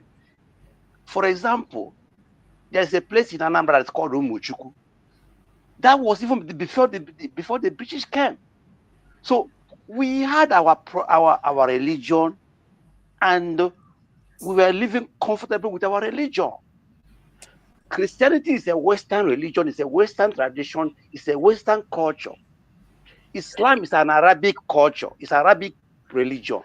And that is why it is affecting our society, because we embraced what we did not understand. I don't agree. No. That's my own opinion. It's not a valid argument. Well, he's closing. You should add the word. So that's my departing word, yeah, because I have to close now. So that is when I say that there is a good side of it and bad side of it. Okay, it gave us an opportunity to maybe speak this English or maybe read and write. Even before they came, we had our own writing. Only God knows how these people destroyed our society. We had in CDB. We were writing we had our own writing. The same thing like Ethiopians. In fact, in sub-Saharan Africa, it is only Ethiopia that's still having their culture, their language, their writings and everything intact. Other places, these Europeans wiped our society, wiped everything out of our society, took our history away. Lastly, this our sister. Last time he came here, Amanda Adichie, when we had our lady chancellor, she told her that here in Berlin, that almost 1,000 of Igbo gods, Ikenga, is here. They should give us back those things, because those things are our spirituals. that's why we have problems in our land. They should return those things to us so that we can be at peace with them. She told this our chancellor here. If you think that those things doesn't work, then I think I think those things that Oyibo people took away from us, we are still suffering it from today. They took away our language, our culture, our beliefs, our traditions, and today we are just like sheep without shepherd. Thank you from here. Thank you so much. I like the way you concluded, and I will say when I'm running my conclusion, I hope I remember. I want to answer some of the things you said. Okay, Forefather, you want to make a comment or you want to wait till listening? I can add to this conversation since it's slightly different from what I will be talking about. Okay, you can go ahead, sir. Add this to it. Add this to it. Right? Between 9th to 11th century, Benin, as the Edo Kingdom, is one of the most advanced kingdoms on the planet Earth, politically, economically, and cultural wise. Yeah. So I know that time. Yeah. But before that time, if you go back, and we're still going back to history because now the black race begin to realize that a lot of things were written upside down. So if you go back, you find out. Go to 1707. You find out that no, that's not forward now. That's not forward. You are going forward. No, I said hold on, sir. As far back 5,000 years backwards, you find out that the Igbo nation has always existed where it is today and had the same name, the same location and all that. It's scattered around, but those maps are coming out now from the people who hid it. So very soon we'll have to rewrite the history of nations, states, and all the rest because the truth is beginning to emerge. But I don't want us, to run off that because that's a lot of, stories. Yeah. I'm not saying Benin just existed, though. It was the most advanced society as at that time. It not just existed. As at 7th century, when Arab they invent street lights, Benin said they do their own too. 7th century. We'll all go one day. Thank God for learning. Well, so Forefather, go ahead so we can conclude. Thank you. Thank you for that. Nigeria has been a center of activities for quite a long time. If we know about the Nok culture that goes back 5,000 years, if I'm not mistaken, that we are capable of smelting iron even before the Egyptians were able to do it, or the British. So we have been, and because of that, it is what probably spurred the Bantu expansion because they had access to iron, which they can use to create hoes and weapons to be able to farm and stuff like that. So there has been a lot of innovation in this area. Maybe we didn't build with stones like the way the Western people build, but we've been active for a long time. Clearly, this place has not been empty. The Niger River area is very fertile and is the most populated area on the continent today for a reason. In terms of the religion, my take on religion is that the way we have practiced religion, we practice it from the point of view of conquest, isn't it? When the conqueror decides to give you a religion, he's going to give you in such a way, the image is controlled. He controls the image. That's why the Satan is often black, and the angels and saviors and Christ is often white, blonde hair, Nordic looking person, even if they know full well that Jesus Christ was from the Middle East, which is likely to be quite dark. So what the Europeans did that I noticed was that even when they embrace a religion that is not theirs, it's not of their forefathers, let's not forget, Christianity is not theirs. They made it theirs. They even turned it against the people that created it. They targeted the Jews for it.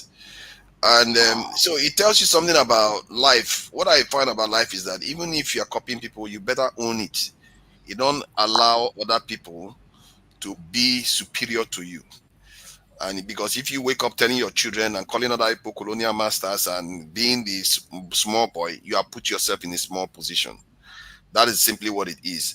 And when you look at the Jewish faith, when they came along, they were not very strategic. You notice that the Jews don't preach a lot. Christianity came along, and Christianity became more strategic, and they were spreading their message more. And guess what Islam did? Islam learned from that. And Islam today is the most strategic religion in the world. This is why no nation that turns Islamic has ever been turned Christian. You will never find it. If you go Islam, you never come back. And you may be lucky and you get a little bit secular, but you never go back to Christianity. So it tells you that all these things are tools. And it's interesting because when I read the section in the Quran where God, I'm not trying to offend Muslims, when Allah was telling Muhammad that they are not going to be needing to be looking at Jerusalem when they pray anymore. They will be looking at Mecca now. He added, you will be pleased for this decision. Why is that decision pleased?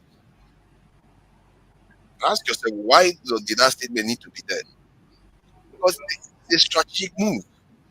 People now all over the world has to face one location praying to that spot. They even make it almost a requirement now that in your lifetime you have to travel there.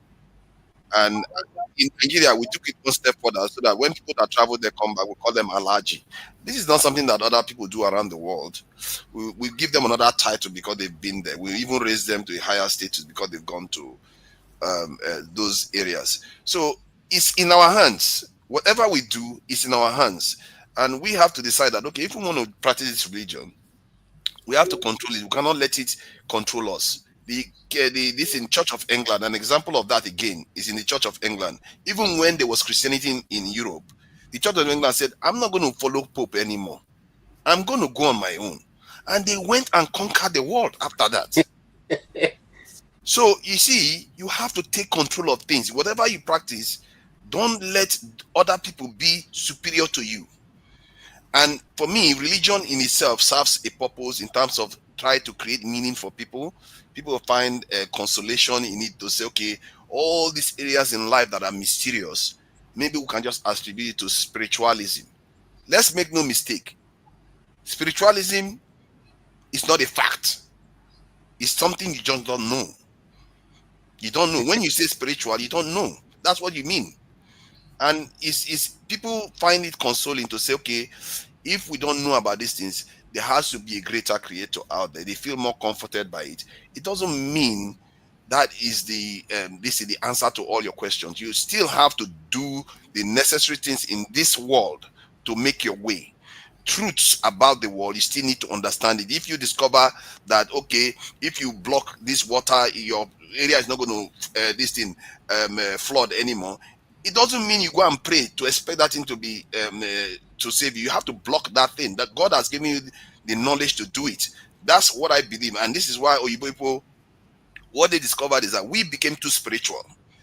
I see that thing spiritual. We became too believing in things that are not known. The problem with believing in things that are not known is like groping in the dark. You are not sure-footed anymore.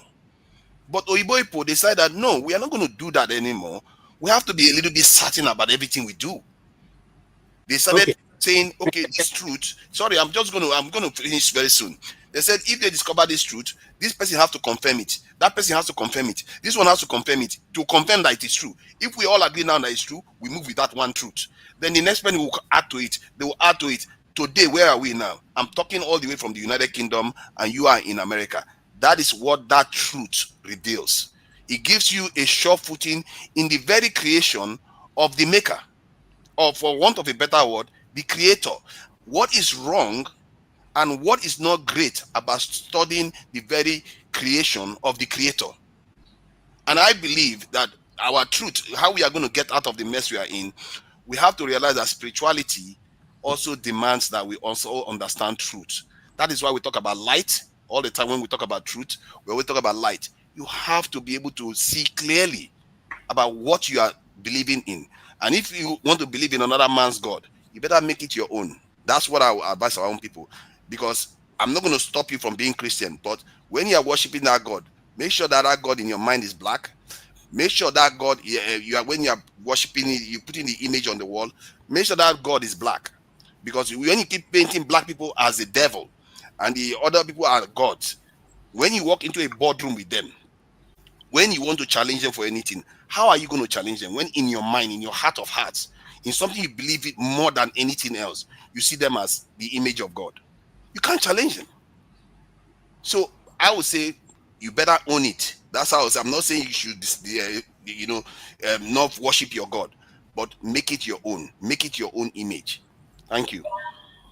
Anytime we to that sleep for Chinyere place, inside chick, it always makes sense. Thank you so much. Forefathers, the program will be coming up shortly after this. Not shortly, immediately after this. So please do wait. We have advertised it. So you have the link out there so that you don't have to say you didn't have the link.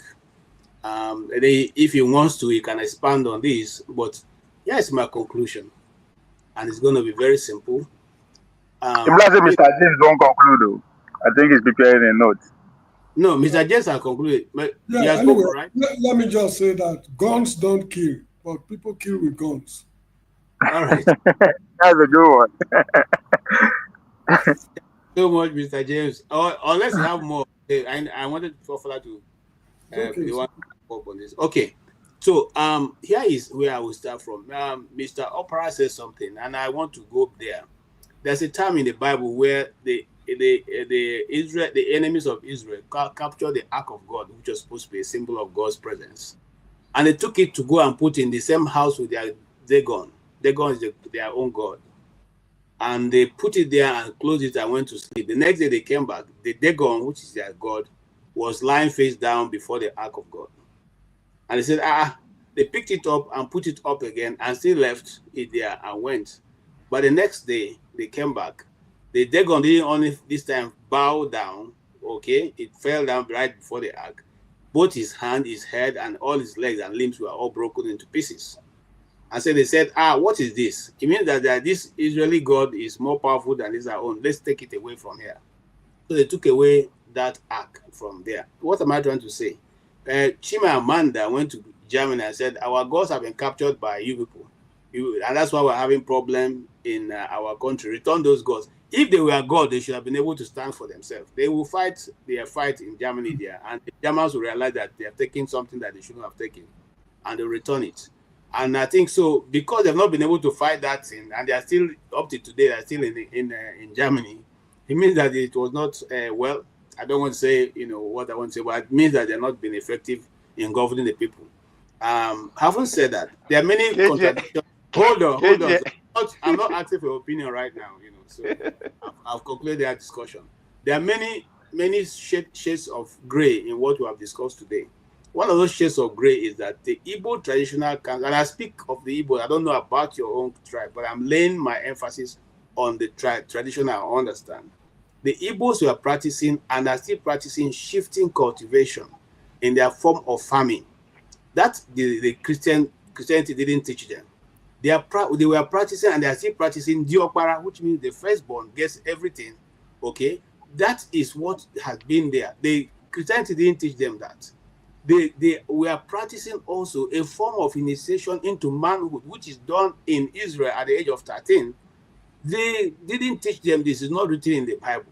They didn't read the Bible to get these things done. There are many other kind of practices that you find that run the same thing with the Bible. They didn't teach them that. It has been the practice, and there's still been the practice to tomorrow. You see, what happens in history that now, if we didn't go to school, you and I will not know that the peninsula, what they call the peninsula, was built by the West. Egypt, or West, what they call now, West Bank, Midwest, what they call it now, Middle East, was a creation of man, because Jesus and his father walked through there to go to what? To come to Egypt. So if Egypt had been existing right before that time, and they decided to now cut that peninsula so that their ships can pass, tomorrow now somebody will get up and write a history and say that side was never part of Africa. But we know. And so let's not also get ourselves confused at the fact that they paint a picture of one white guy with blue eyes. We know that that's not Christ. We know. Every one of us know that that is not the picture, because at the time Christ existed, Christ was what? Christ was a carpenter. A carpenter's fingernails couldn't be manicured and pedicured the way they put those hands in those pictures. He couldn't be that well, because he will have muscles. Because he had a lot of muscles, the Roman soldiers looked at him and said, you can carry your cross. Okay, and got people to help the other people who could not carry their cross. Christ was able to carry his cross by himself. That means that the picture they're painting of him, who is a frail individual who has manicured hands, is not really him. And if you go back to history also, in the time that these stories were set, you'll find out also that that portion that are certain to be the people who are living there now calling themselves Jews are probably not the people there. But that's a discussion that is beyond the scope of this meeting today. I want you to think in that direction. Also, remember, if we are thinking and going back 5,000 years ago, we will find out that there was a nation. The nation of Africa was not called Africa. What was it called that time? If it was called a different name, who created the new Jerusalem and the new this thing now, the new Middle East? That's a discussion. So we who want to believe what we want to believe, we are believing beyond what the white man is saying. And we know that, yes, there are a lot of things that people may have infused into the Bible and removed. I give an example. Right now, there is some version of the Bible that don't have exactly the ones we bought many years ago when we were in secondary school and all that. And it's only when you are a careful student of the Bible that you realize that those things have been removed. For instance, there's a place Christ said, this kind of thing, this kind of disease or this kind of sickness does not go without fasting and prayer. So they took off that fasting and they only left prayer. So if you're not a student of the Bible, you not know that something has been edited. Is this God that asked them to edit it? No. But these are the manipulations of man to reduce the power that comes from the word of God. Are we going to say because of that, it means that people don't manipulate? No. We are simply saying for our society, how has it been able to help us? Has it helped us to develop? The conclusion is it has not helped us to change the kind of people we are. Because our people, some of them are top-notch leaders of the church who are still perpetuating evil on the Nigerian population. Development, being a Christian does not stop you from doing research. It was on this channel we were talking about when the COVID-19 started. We said, how be it that we have so many professors? No nation sat its people, scientists down and say, look at these things, what they're going to give our people. What does it contain? Should we go ahead with it? We just line up like sheep to the slaughter, and they are pumping everything they want to pump into your children, knowing that you don't even know. So do we continuously to blame those people who are doing this? No, we blame ourselves for refusing to think like every other human being. It's not religion that have brought it. It is not that these things are done. Because let me tell you something. There's a place in Igbo land I know that if you go and steal, you have only 3 chances to survive. If you go there and take something that doesn't belong to you, their own goddess is still working till tomorrow. The only reason why they stop is that they're overworking. It was killing people's children also. If you go and take your father something and you don't go and tell your father, and he warns you 3 times, and you are gone. So, but these things are there. People fear them because the retribution comes immediately. Unlike our God that is patient, and all that, and so it doesn't. So people fear the traditional way of doing these things. But even at that, people still have antidotes for making sure those things don't work. The question now be, are we interested in building our society just like the Western world? And some of us have brought so many good suggestions. They've said India suffered the same fate we suffered. But after that, they took back their culture and took back their dressing and took back their marriage. Today, no matter where you find Indians, you will see them because they are still wearing their clothes, they are still dressing the way they dress in India and speaking their language proudly. Today, we celebrate those who speak Queen's English or American English. In fact, the radio stations in Nigeria now don't even take people like us to speak. They take people like my friend who is not here today, Boom Boom Ray. Okay, those are the people they look for because that is what the youth want. We embrace what is not ours and leave what is ours to go to the dogs. Who do we blame? Do we blame religion for that? No, we blame our government who don't have, just like recently somebody said, Babangida said, we don't have an ethic. We don't have what it makes to be a Nigerian. We don't even have what is national discourse. How do we become how do you identify who is a Nigerian? What is important to the nation? Because we are busy manipulating each other. We are busy manipulating the North, manipulating the South manipulating the North, the West manipulating the South manipulating. That is what we are in. And so it doesn't give us room for national cohesion.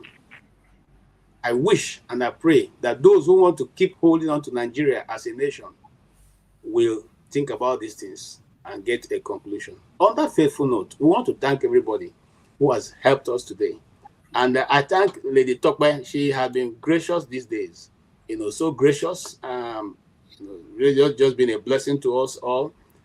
Thank you so much. Also thank my friend, the Blackstone himself. He's been also very wonderful. Thank you for helping us to continue to have a cup of tea while we're here. The Blackstone again. KJ, please, 1 minute, please. No, please. I'm rounding up. Please, just 50 seconds. Thank 50 you, seconds. Blackstone. You are right on time. We thank you. You have been so gracious to us also. And Blackstone. And then this guy, Judeskali Bado. Thank you so much. Please do come again. I've not seen your name before. I guess maybe before Father knows you, but come again. We like your contribution and we appreciate you.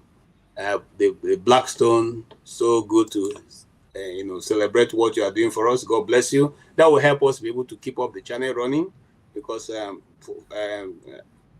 Mr. Rudolph actually maintains this channel with his money. So all this will help us to maintain it. Thank you so much. And yes, Mr. Okpara, I give you that opportunity. Yeah. 30 seconds. Yeah, okay, because you said about nation. This is what I just want to read something about the nation. A large body of people united by common descent, history, culture, or language, inhabiting a particular country or territory. That is what made a country. That's why Germany, Japan, Holland is where they are today, because they are one people, one country. Good time from here.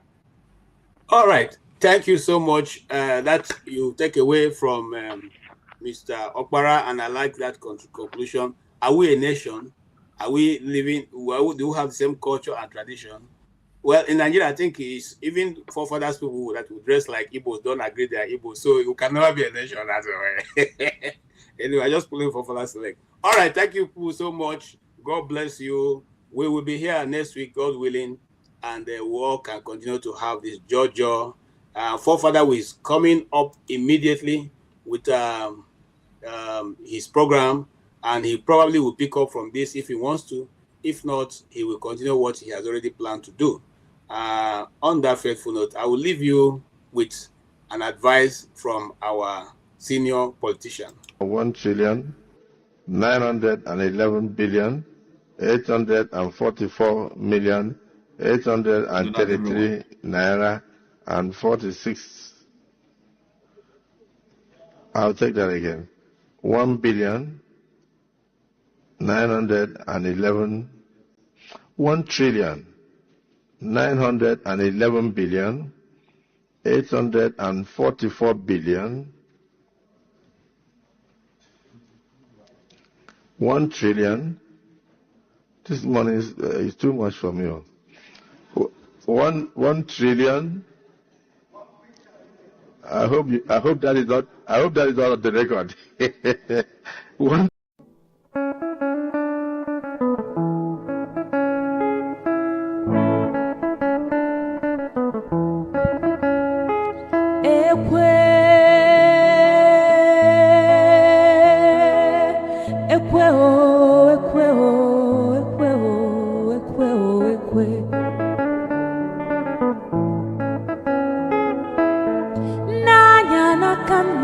Nekwekwe kona bia Nanya na kekbe Nekwekwe kona bia Ebem jelu ekweje Gwanu mifemgeme Umuwa watanu Gwanu mifemgeme Ejimgubwa Ejimgubwa Ejimgubwa Ejimgubwa Ekwe mbadike ekwe mbadike ekwe anọkwa mbe ma ijelubia anọkwa mbe m ejelu bịa iwe bụ akpa ego wee bịa iwe dọkwasị m n'ụkwụ iwe na-ayọ m wee jụ iwe na-ebe akwa ị na-ebe akwa onye na-eti gị ekwe mgbe dike ekwe onye ibe m na-ewe iwe nya biko wee gbuo ya ọsụkọsụ nwamkpi nya biko sugbuo ya onye ife m na-ewe iwe nya